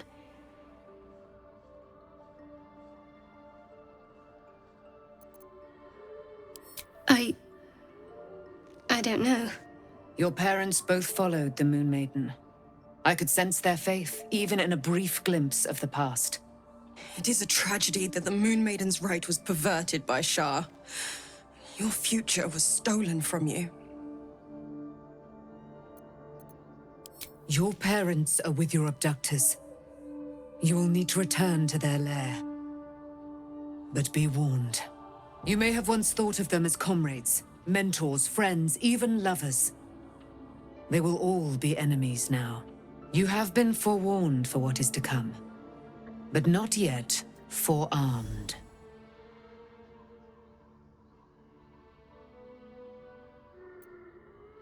The spear. How do you have it? I threw it into the Shadowfell. Shah is quick to discard whatever she has no use for. I think you know that well enough. But I felt it call to me as I took flight. Whatever Shah calls her own, Selûne has equal claim to. They are one and the same. Their power is matched and mirrored. Take it. You will find it useful. What you do with it, that will be up to you. Same as before. I'll need every advantage, it seems. Thank you. A debt repaid. You returned my life unto me. Now go and claim your own. It hurts. Shah torments you still. What a spiteful creature she is. This will not stop until you take action. See that your parents' sacrifices are not in vain. Allow the Moon Maiden to guide you at last.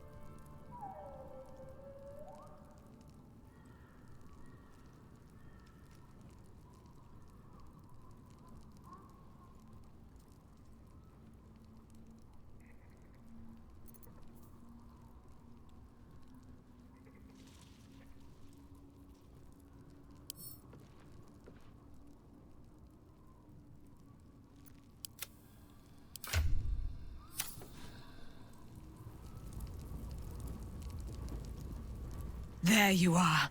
I have awaited your arrival with great anticipation. Come closer. Feel my voice rattle your bones as I proclaim our victory. Moon Maiden Selûne, hear me! Ketheric Thorm, traitor, apostle of Myrkul, is dead at last. My mate, Most High, darling Isobel, is safe and well. Safe and well, and returned to my embrace. Blessings upon the Slayer of the Wicked One.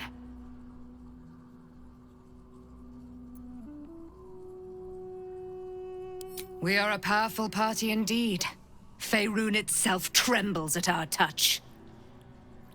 My darling Isobel says we will stay allied at your side. I am pleased to hear it. Pray, ask, and I will tell. Do I not radiate with my mother's brightness, her glory? There can be no doubt. I am of her silvered flesh, her celestial womb. Why, she already has. She has brought her sword to your side, Dame Aylin. So mighty are her wonders, her great wisdom. Together, we will set this fair land free of tyranny and murder.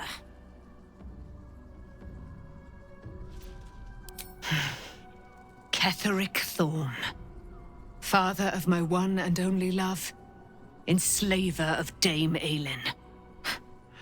Ketheric Thorm never did trust me, even when he worshipped the Moon Maiden. He was threatened by my love for Isobel, by her love for me. When she died, curse the day, the hour, we each of us mourned bitterly. But Ketheric's pain could be touched by no aid, no boundary. He turned to wretched Shah, the Lady of Loss, for relief. And she whispered into his ear, poisoning his mind. He and his loathsome advisor, Balthazar, lured me into the Shadowfell, claimed they'd found someone in need of my aid. There, they trapped me in their infernal cage. I was killed, murdered, made dead over and over and over by justiciars of every make and kind.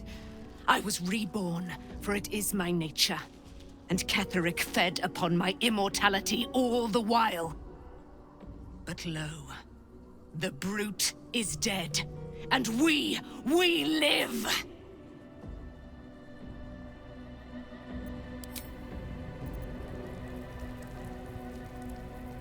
I can't believe it.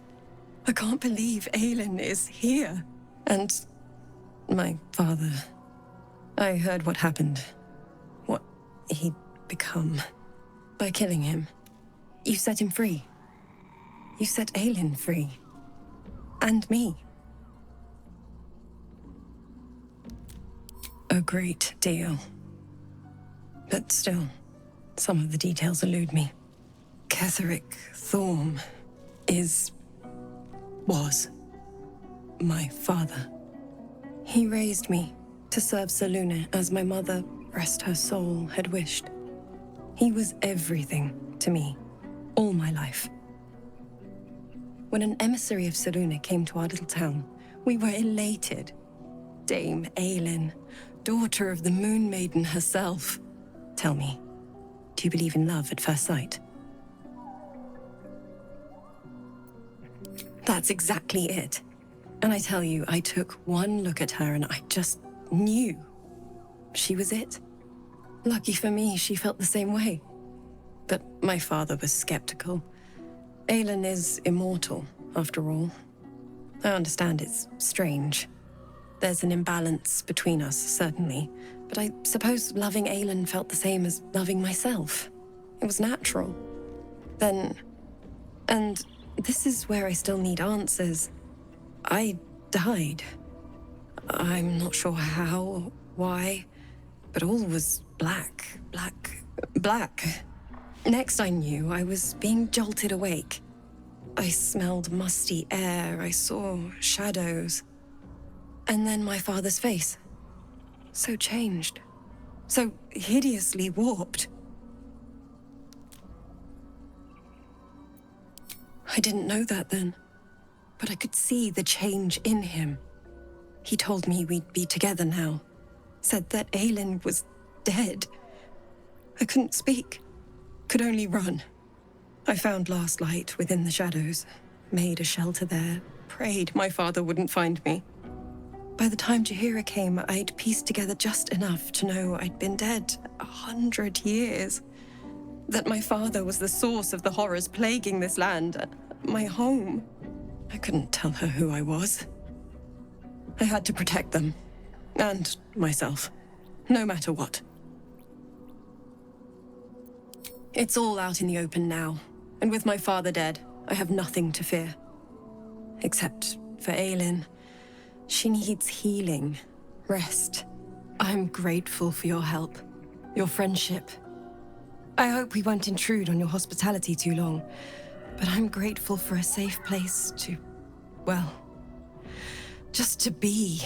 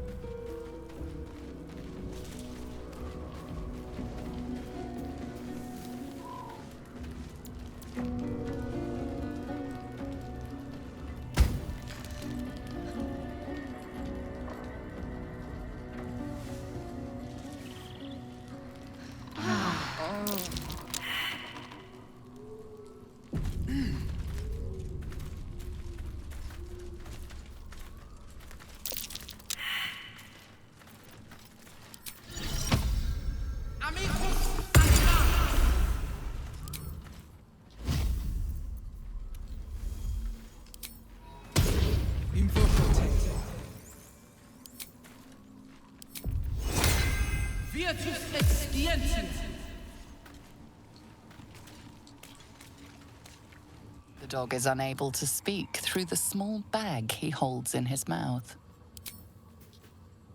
I don't know. Maybe you can tell me. All I know is I thought of you when I saw it.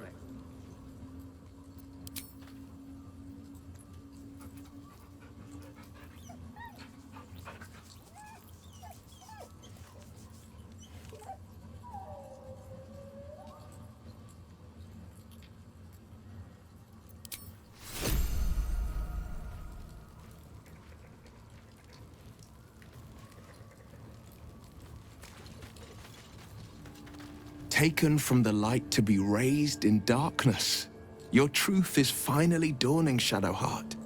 You can follow its light, or you can retreat back into dusk. The truth is finally dawning.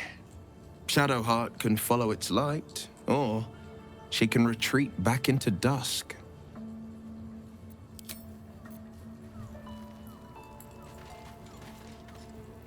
Poor Shadowheart. She's been jerked around so much. I want to believe the gods keep this world balanced, but sometimes I wonder. He got his claws into me early. I was a wild kid, brawling my way through the city. One of my mates got wind of a bit of work guarding some indoorsy type with lots of enemies. Seemed like easy money, so I went in for it. He took one look at me and said I was perfect. I like that. Not like that, you know. Just... it felt like a good fit. I kept him safe, and he paid me well. Well enough to move my folks into a better neighborhood and put something away for the future. My future. I respected him, trusted him. And he returned that trust, that respect. His life was in my hands, and I took that seriously. The whole thing with Zariel happened so fast. I had no idea what had gone down until it was over. One minute I was in Baldur's Gate, a happy, healthy, not quite kid. The next, I was burning up in Avernus with an engine for a heart. Zariel laughed. Said she paid him well for my services. She'd wanted to test her new machine. and he said I'd be able to handle it. He was right. Sometimes I wish he weren't. Evil, evil bastard.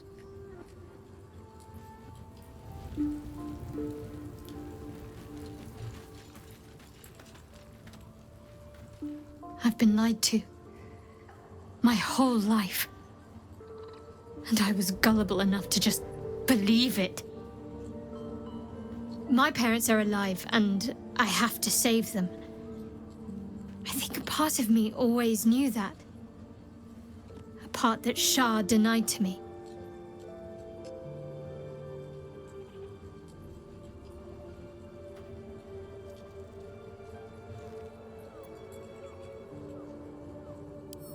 Indeed.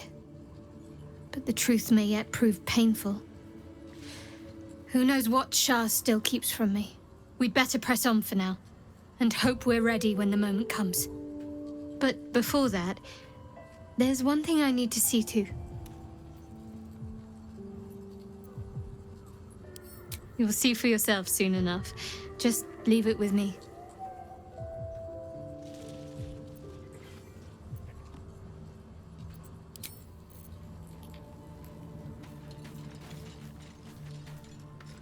At least Shadowheart is armed with the truth now. May its keen edge draw forth whatever vengeance she desires.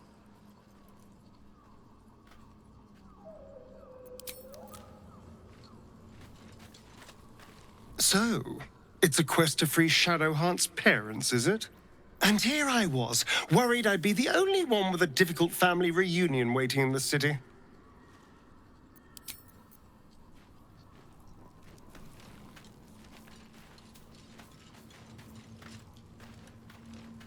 Shadowheart was no true child of Shah, merely a captive. She must have her vengeance.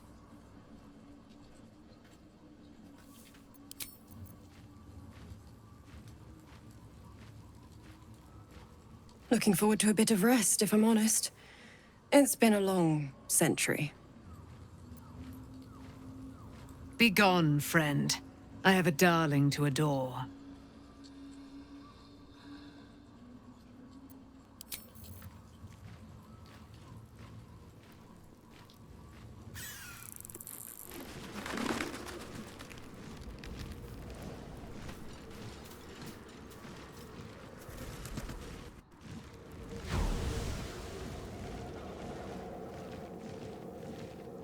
Ketheric is defeated, the path ahead clear. You should be elated. But the sight of the land you leave behind does nothing to alleviate your sorrow. Though however deep your pain, it cannot compare to Halsin's.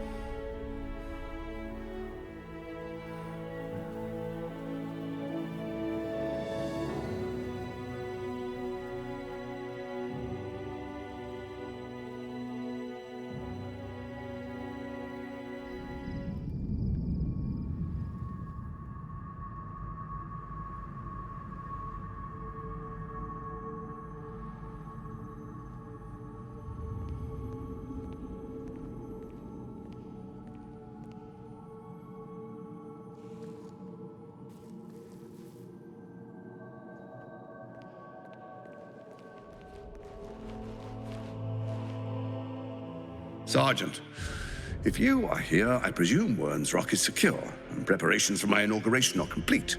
No, Lord Gortash. We were interrupted. Another quake in the lower city. More severe this time. So you came cowering to my chambers? I'm flattered, Sergeant. But even I cannot command natural phenomena to cease. Forgive me, my lord, but there is panic in the streets. The people are afraid. Perhaps the people would be calm if you kept your nerve. I expect better from the Flaming Fist than to run scared from a slight tremor in the earth. Get back to your duties. Duties, duties, duties. Patrolling and saluting and following and bowing and scraping. Yes, sir. No, sir. Rip and cut your throat, sir. Your plan is falling apart, lordling. Give me a reason not to cut you to ribbons. Control yourself, Orin. We need to focus on reuniting the stones or the brain will break free. These quakes are just the start. Neither of us expected the Prism Bearers to kill Ketheric. They'll be traveling to the city. Let's make sure we give them a Baldurian welcome. My prodigal bloodkin is among them. They live? Barely. I made mince of their ugly mind matter. And if they dare return, I will strip out their offal.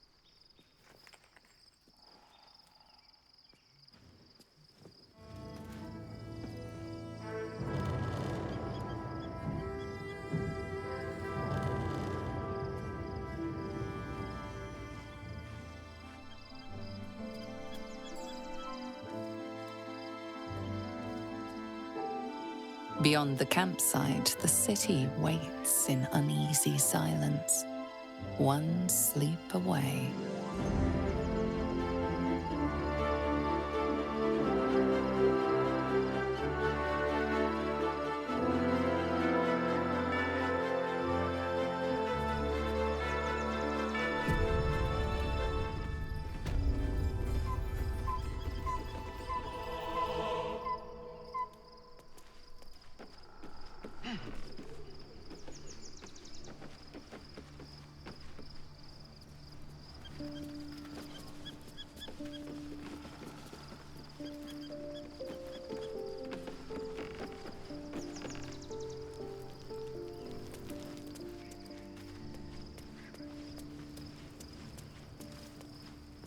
Shadowheart has found a little bit of herself again.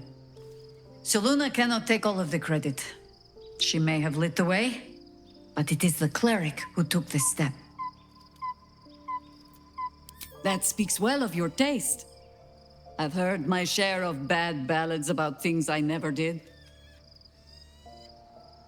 If you have questions, ask. Just don't expect my answers to rhyme. It was Baal alone we faced in our time. And bad as that was, he had no elder brain for a lapdog then. Help won't come from the history books, or from any old tales I can spin you. This is your story to write. There. Have I fulfilled my role as your wise and wizened elder?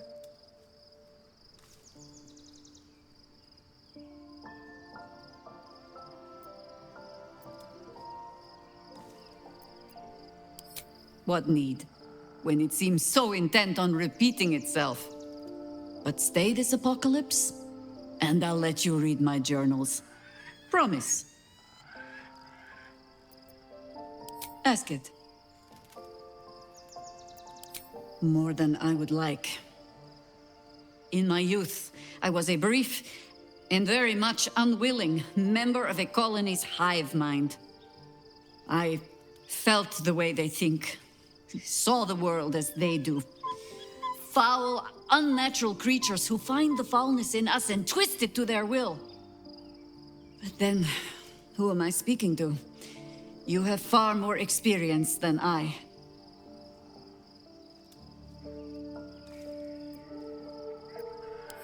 Do not be moved to pity. It is a predator pinned in a trap. And if it wriggles free, you'll find it still has teeth.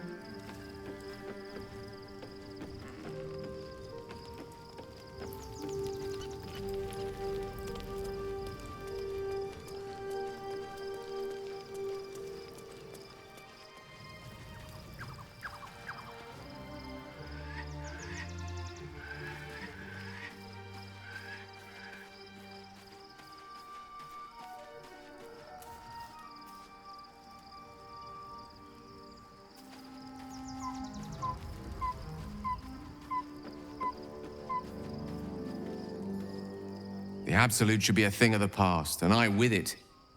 Yet, at the risk of angering Mystra further, I'm glad it didn't come to that, given what has come to light.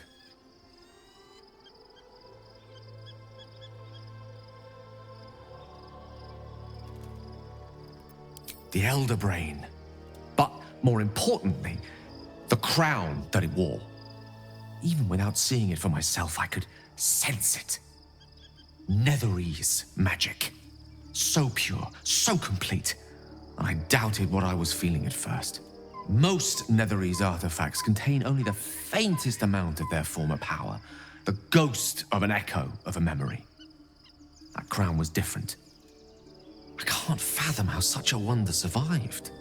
Surely everything of its ilk was destroyed along with Netheril itself, but no matter. It exists. I must learn more of it.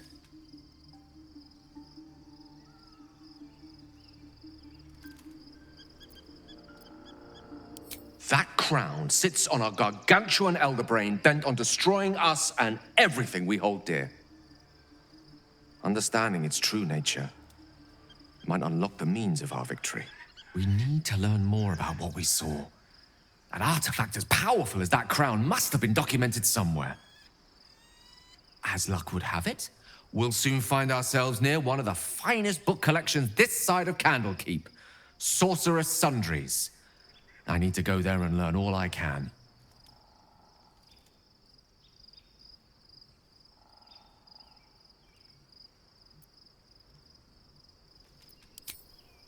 Indeed. The journey awaits. One foot in front of the other is tried and true, I find. Their collection of rare tomes is unparalleled. Netherese texts are hardly commonplace, but I'm certain they'll have one or two stashed away. You'll have to forgive my eagerness, but if my suspicions prove to hold water, this could be the answer to all our problems.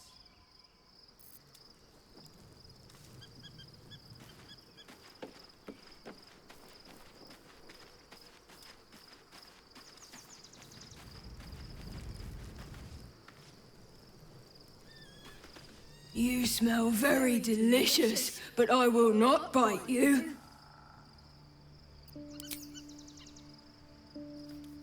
Ooh, more.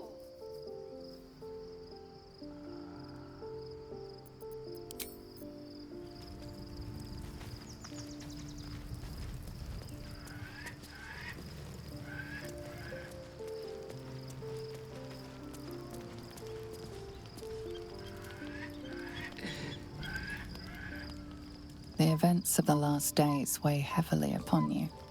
Sleep's rest is slow to come to one whose mind is so full.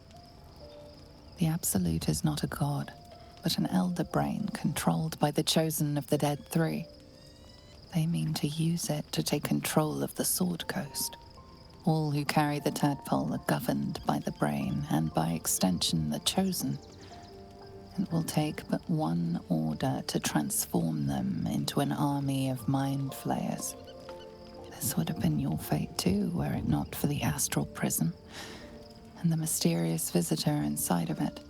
With her help, you have uncovered the cult for what it really is.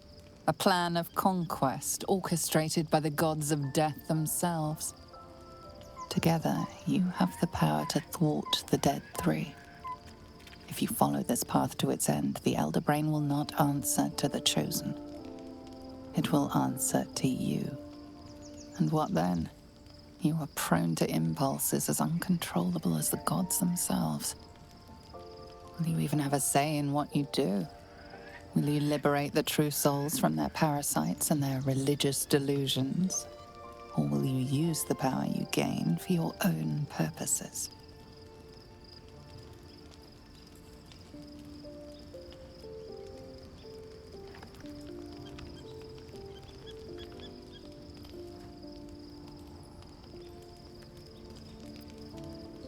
Even as you utter the words to yourself, you know it is but an intention.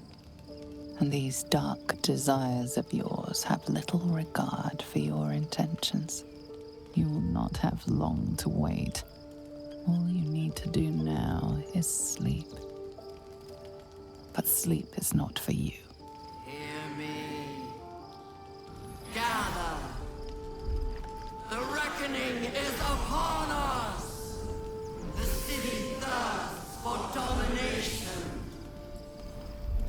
March! Join my power.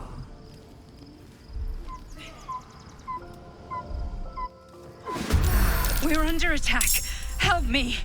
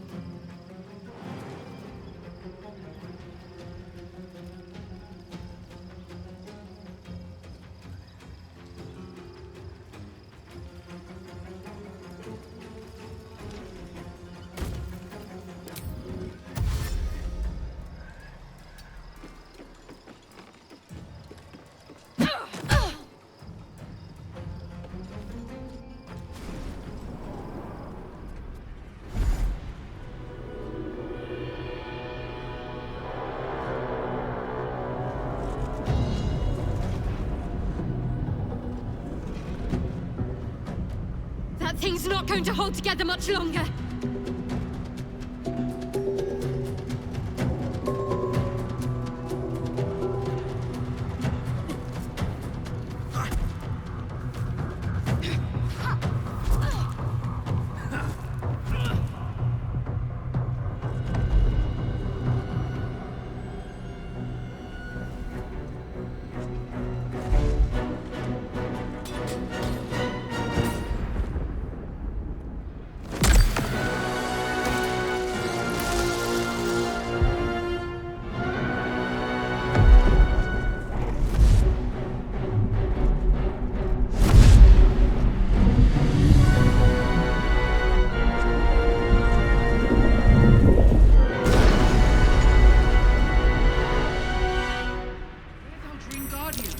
I'm here. Help me. I'm under attack.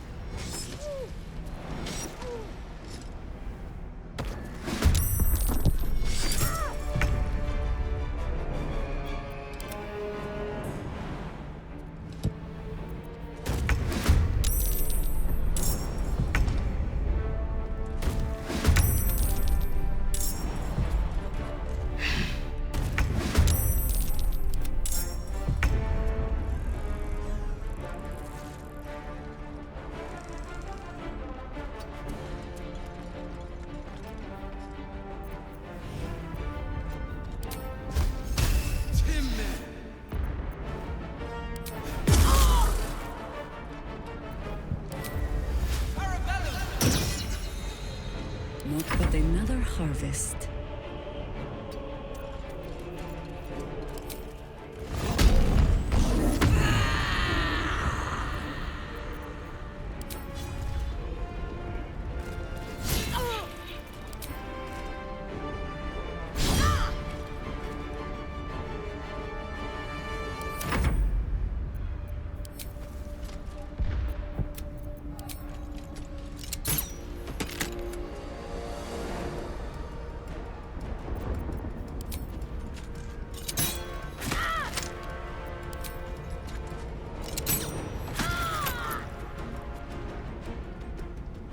Finding my way.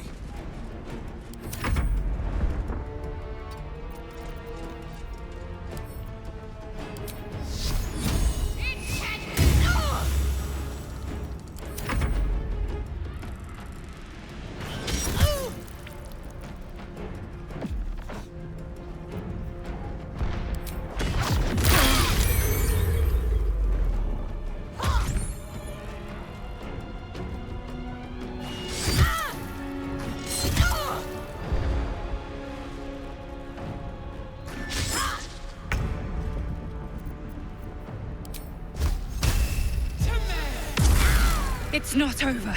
Come to the skull. Hurry. I can't hold them back alone.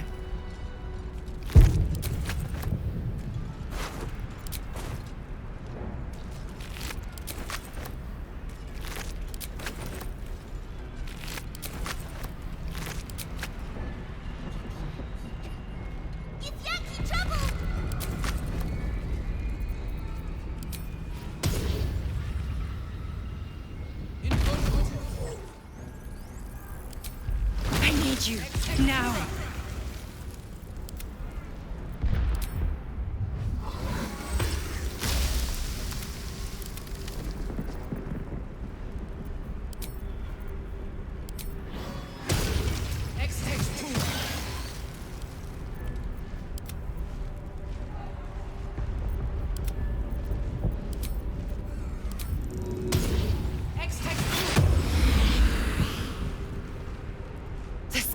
Come to the skull.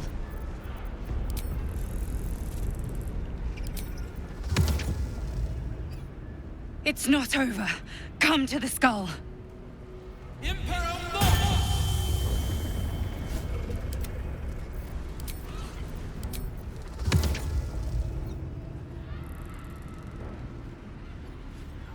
Onward, ever onward.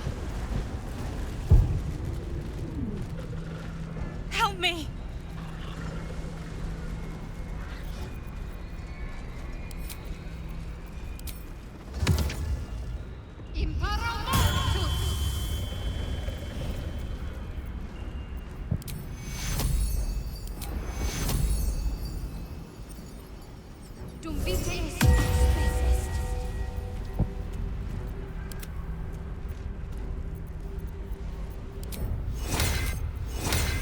Please, help me.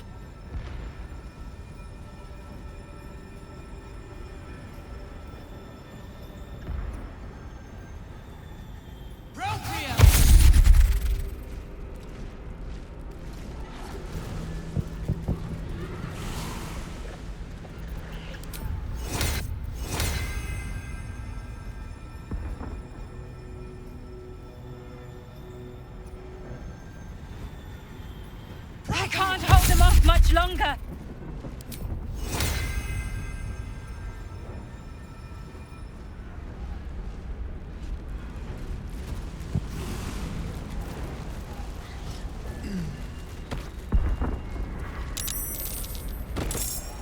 It's not over.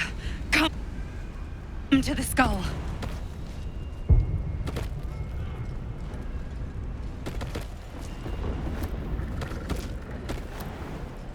Hurry! I can't hold them back alone.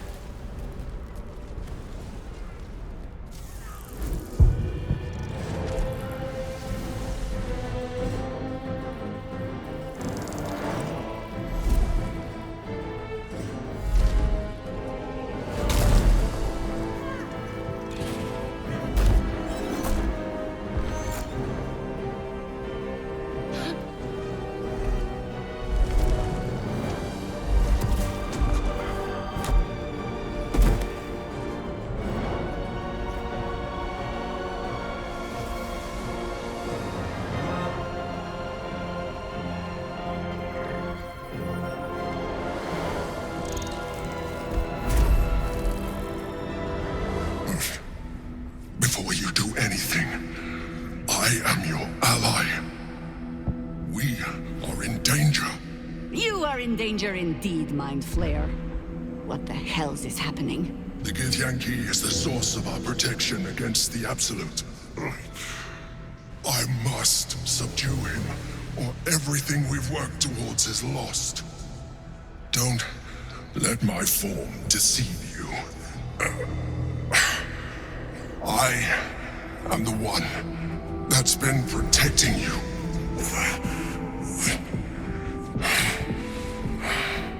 I am the one that came to you in your dreams. Help me.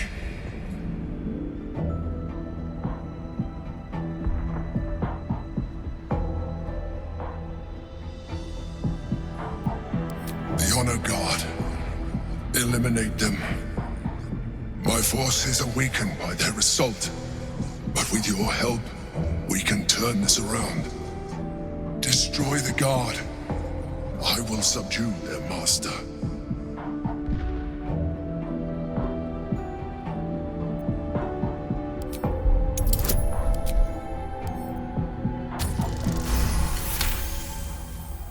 Despite your best attempts to be subtle, the Mind Flayer's awareness is everywhere.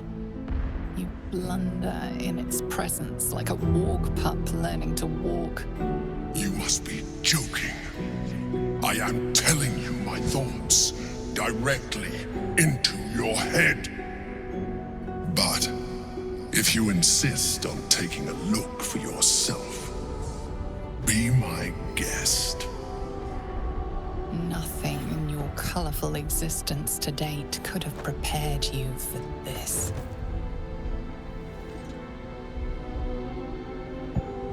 As the horror subsides, you are left with only one coherent thought. You must do whatever you can to subdue the Githyanki. Happy? Now, join me. Fight!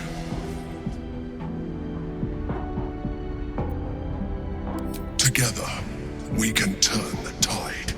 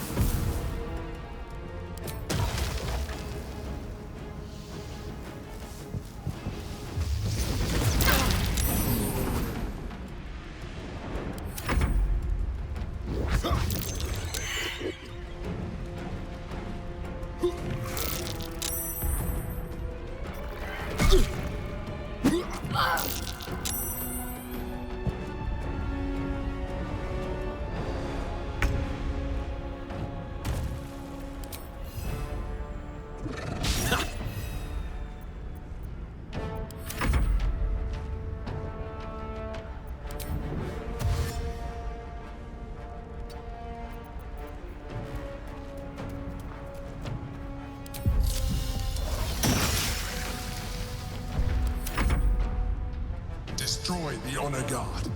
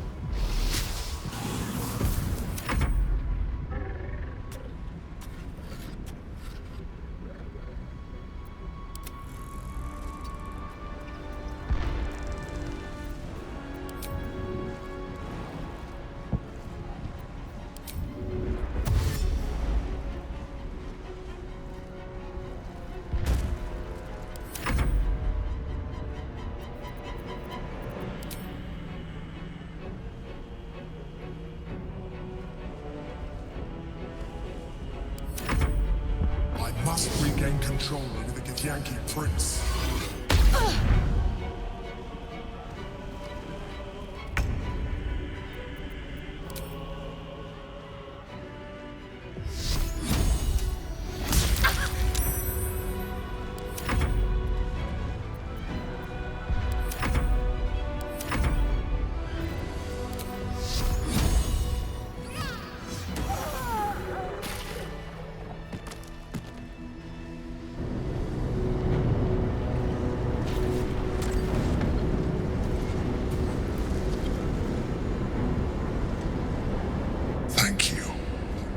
Too close. Don't look at me like that. I am a mind flayer, yes. Without me, you would be a slave to the Absolute. And so we should swoon and offer a kiss, abomination? Ah, I would not even know where to plant it. If I'd known you would be so open-minded, I would have saved myself a lot of effort. But I'm glad you're not here to judge. I was someone once. Someone just like you. An adventurer. I came from Baldur's Gate, though I was never one to be constrained by circumstance. I longed for more. That longing brought me to Moonrise Towers on a search for treasure. To a colony of mind flayers who caught me, changed me into what I am now.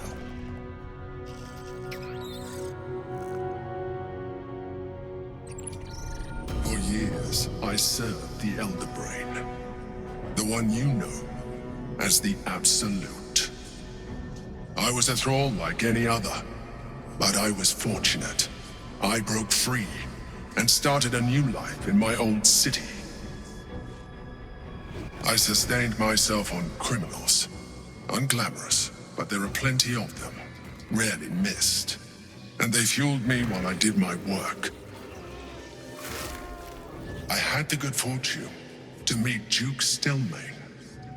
We formed a partnership, and through her, I became the governing force behind the Knights of the Shield, the largest mercantile operation in Baldur's Gate. People referred to me as the Emperor. Such was my influence, though of course they had no idea what I really was. My needs were sated. I was happy for a while, until my true nature was discovered by the tyrant himself, Lord Gortash. He tore me from my home and brought me back to the Brain, where I became a slave once again. A slave he continued to call the Emperor.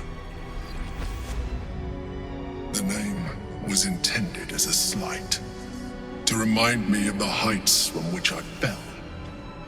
But I have grown fond of it.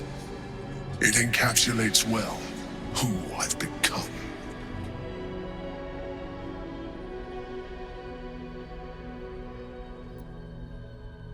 Indeed, his hubris knows no bounds.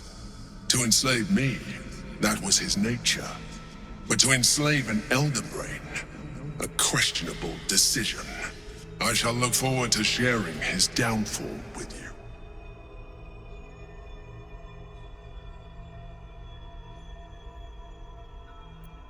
Gortash sent me on a mission to retrieve the Astral Prism. I was one of many, but the first to find it. How Gortash or the other Chosen learned of its existence, I do not know. The moment I found it, I felt a change. My free will returning. I followed the feeling inside, and found the Githyanki. I realized what the prism was for. Containment. While my body was within the prism's bounds, my mind was free. I could resist the Elder Brain, the Chosen. Better yet, I could plan to overthrow them. All I needed to do was subdue the Githyanki, and find allies in the outer world. You.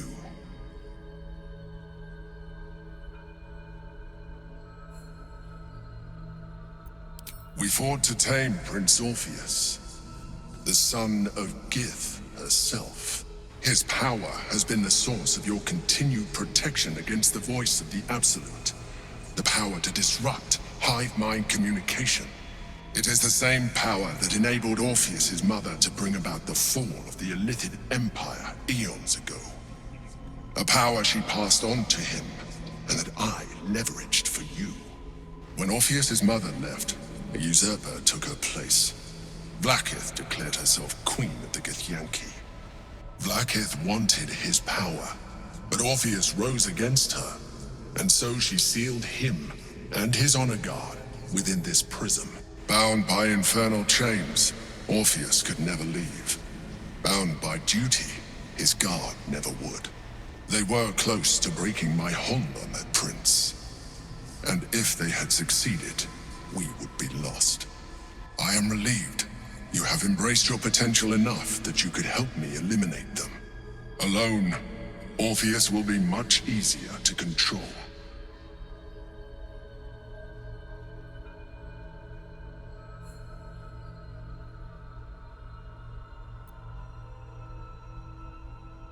Most certainly Orpheus. He is a threat to her reign. Some Githyanki still revere him, in defiance of their teachings. Vlaakith was safe as long as they believed him to be dead. But as you can see, he is very much alive. She kept him this way because she was reluctant to eradicate such power. Power that she might one day wish to take from him. If the Githyanki ever find out what she has done, there will be civil war.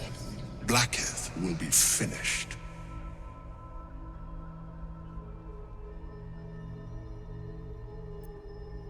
There may come a time when that is necessary, but there is no guarantee that his power would survive his passing. The risk is too great. The moment his protection is gone, you would become enthralled to the Elder Brain, just as I would. We may look different, but to the Elder Brain we are already the same. Thralls in its design.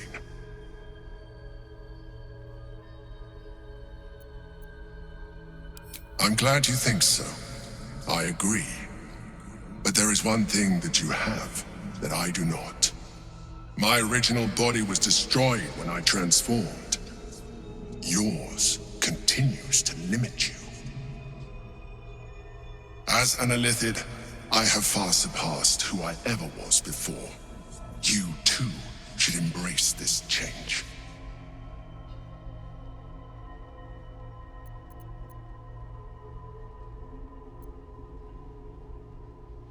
I believe we'll have a better chance of defeating the Elder Brain if you embrace your latent Illithid potential.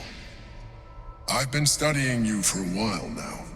I believe I can trigger the next stage of your tadpole's life cycle, while continuing to preserve your independence. You have seen what I can do. Imagine yourself with the same strength, the same intelligence, the same devastating beauty. If you let me, I can evolve you.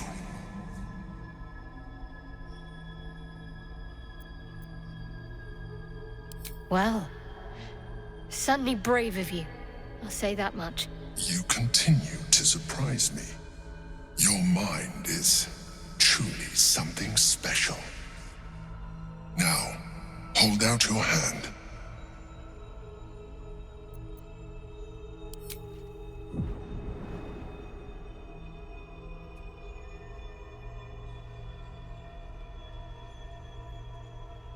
It wants to evolve, but it cannot do so alone.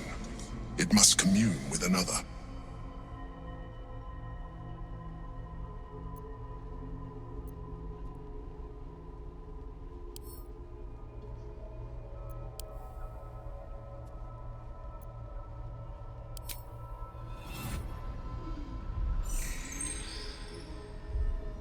A coldness seeps through your veins as the tadpole awakens. Its yearning almost unbearable. Your mind is a veritable feast. The tadpole's essence courses through you. Where it touches, your flesh, glands, organs contract and flood with pure thought. You feel different. Your body has never felt more connected. Your mind present in every flex of a joint or muscle. You are exquisite. When your allies see what you can do, I hope you encourage them to try it for themselves. But we mustn't lose focus. We need to resume our journey. You heard the Chosen. The brain has gone to the city, and the army marches to follow. We must not let them reach it. We must find the brain, and bring it under our control.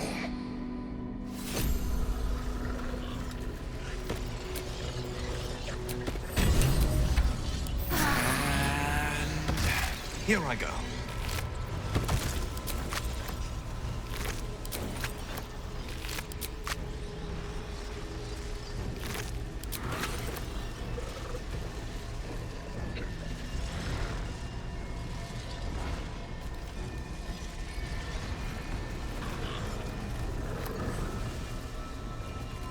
I must keep going.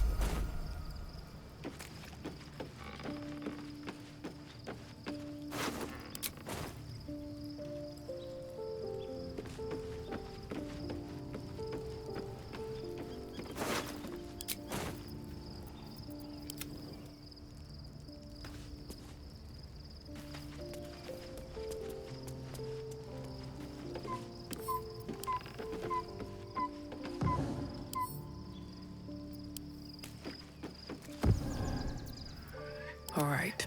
What now?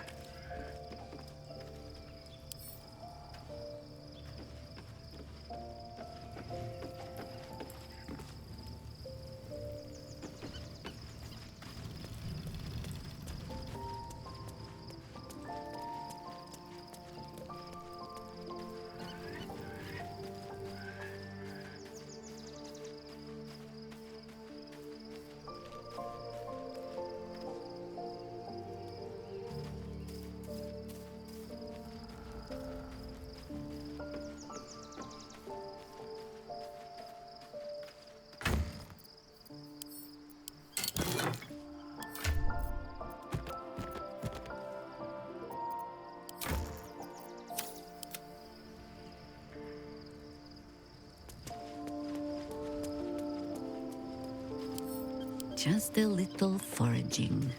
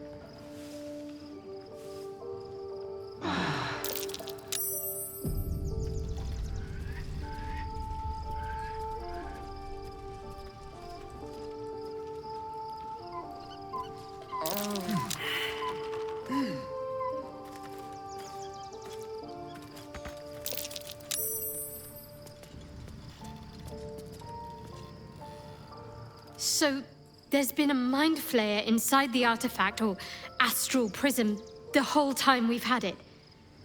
Sounds like utter madness, even though I've seen it with my own eyes. The more I learn, the less I understand just why I was sent to retrieve that thing. But it matters little now. I do not serve Shah anymore. nor the Mother Superior. The prism is no longer my mission. Saving my parents is. But I digress. Did you want something?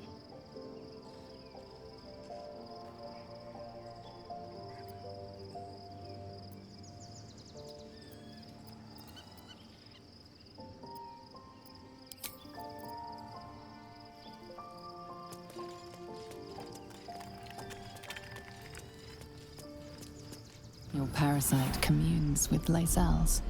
Her heart races as she learns of the events inside the astral prism. Orpheus, Gith's only son. He lives. It is not the Geich visitor that Vlaakith would destroy and Voss would set free. It is Orpheus, the blood of the mother, the prince of the comet.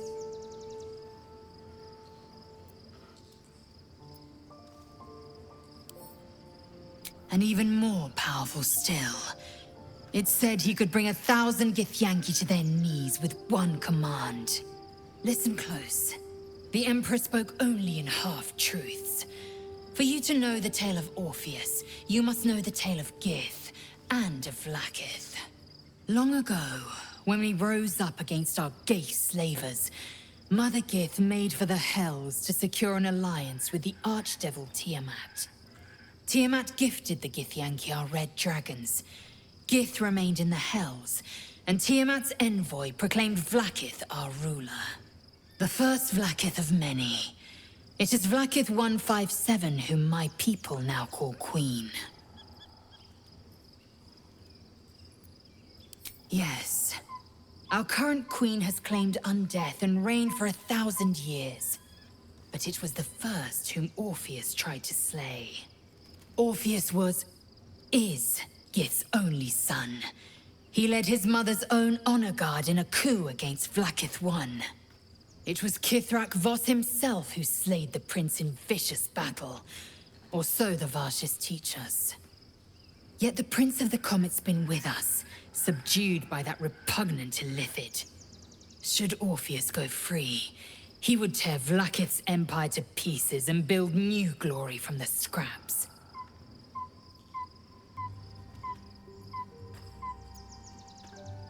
The seed and the sower. Every word Voss spoke, he spoke true. Orpheus is the living proof of the Queen's lies, and the living weapon that conquered our Geich slavers. One word from his lips, and the people would doubt. 2 words, and they would rage. 3 words, and they would bow to the true heir. If the Githyanki are to be free, the Prince of the Comet must lead the way.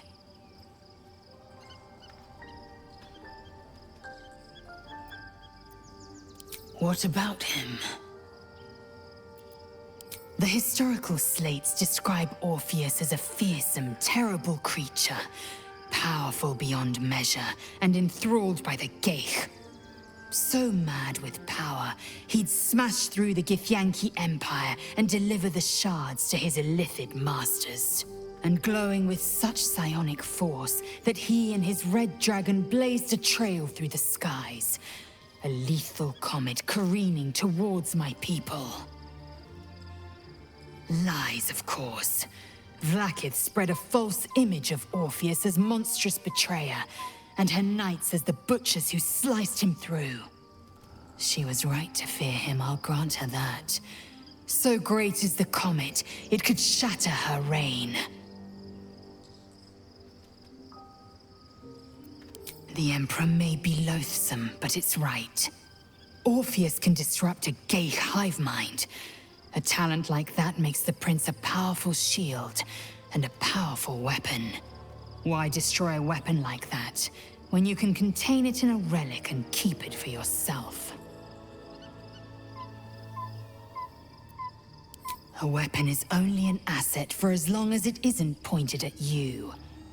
The means of Vlaakith's own end has been ripped away from her. Better to have Orpheus killed than to risk his escape. Better to risk the rise of illithids than let the Prince of the Comet deny her the godhood she craves. Orpheus's honor guard, loyal to the end. Trapped by Vlaakith in the same prism holding their noble prince, fruitlessly hacking at the sphere that contains him. They see us as Geich, tadpoled husks in the Emperor's thrall. I regret their deaths, but I pledge to live as they perished, in the service of Gith's son. Very well.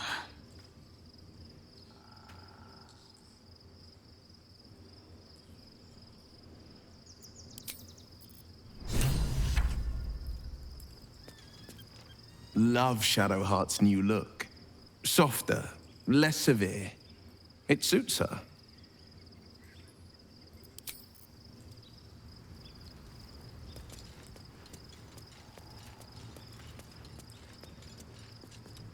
Be honest.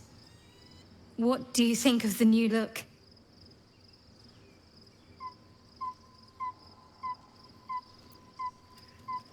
I'm glad.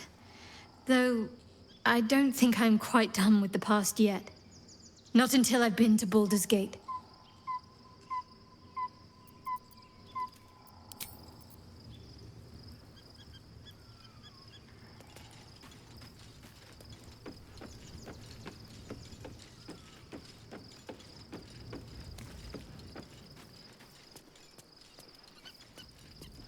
Shadowheart walks a little freer of the shadows. She could shave her skull and paint it purple. It would still suit her. Ask it.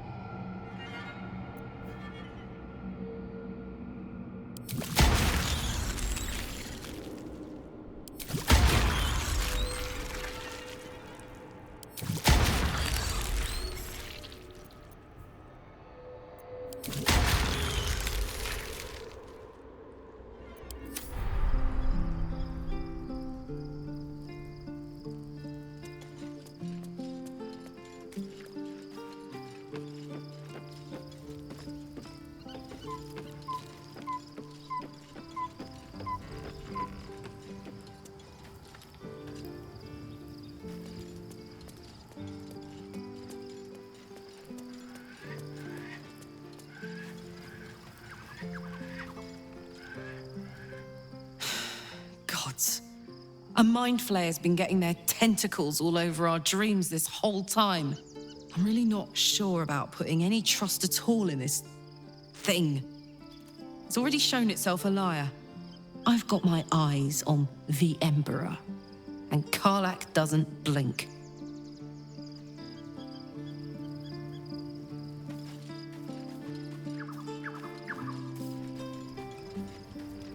Begone, friend. I have a darling to adore.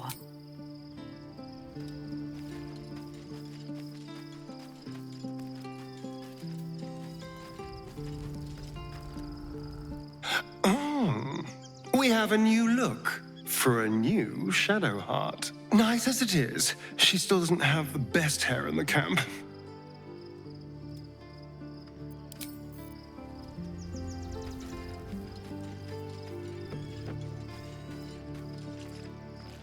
There's no more radiant sight than that of someone who's learned to love themselves anew.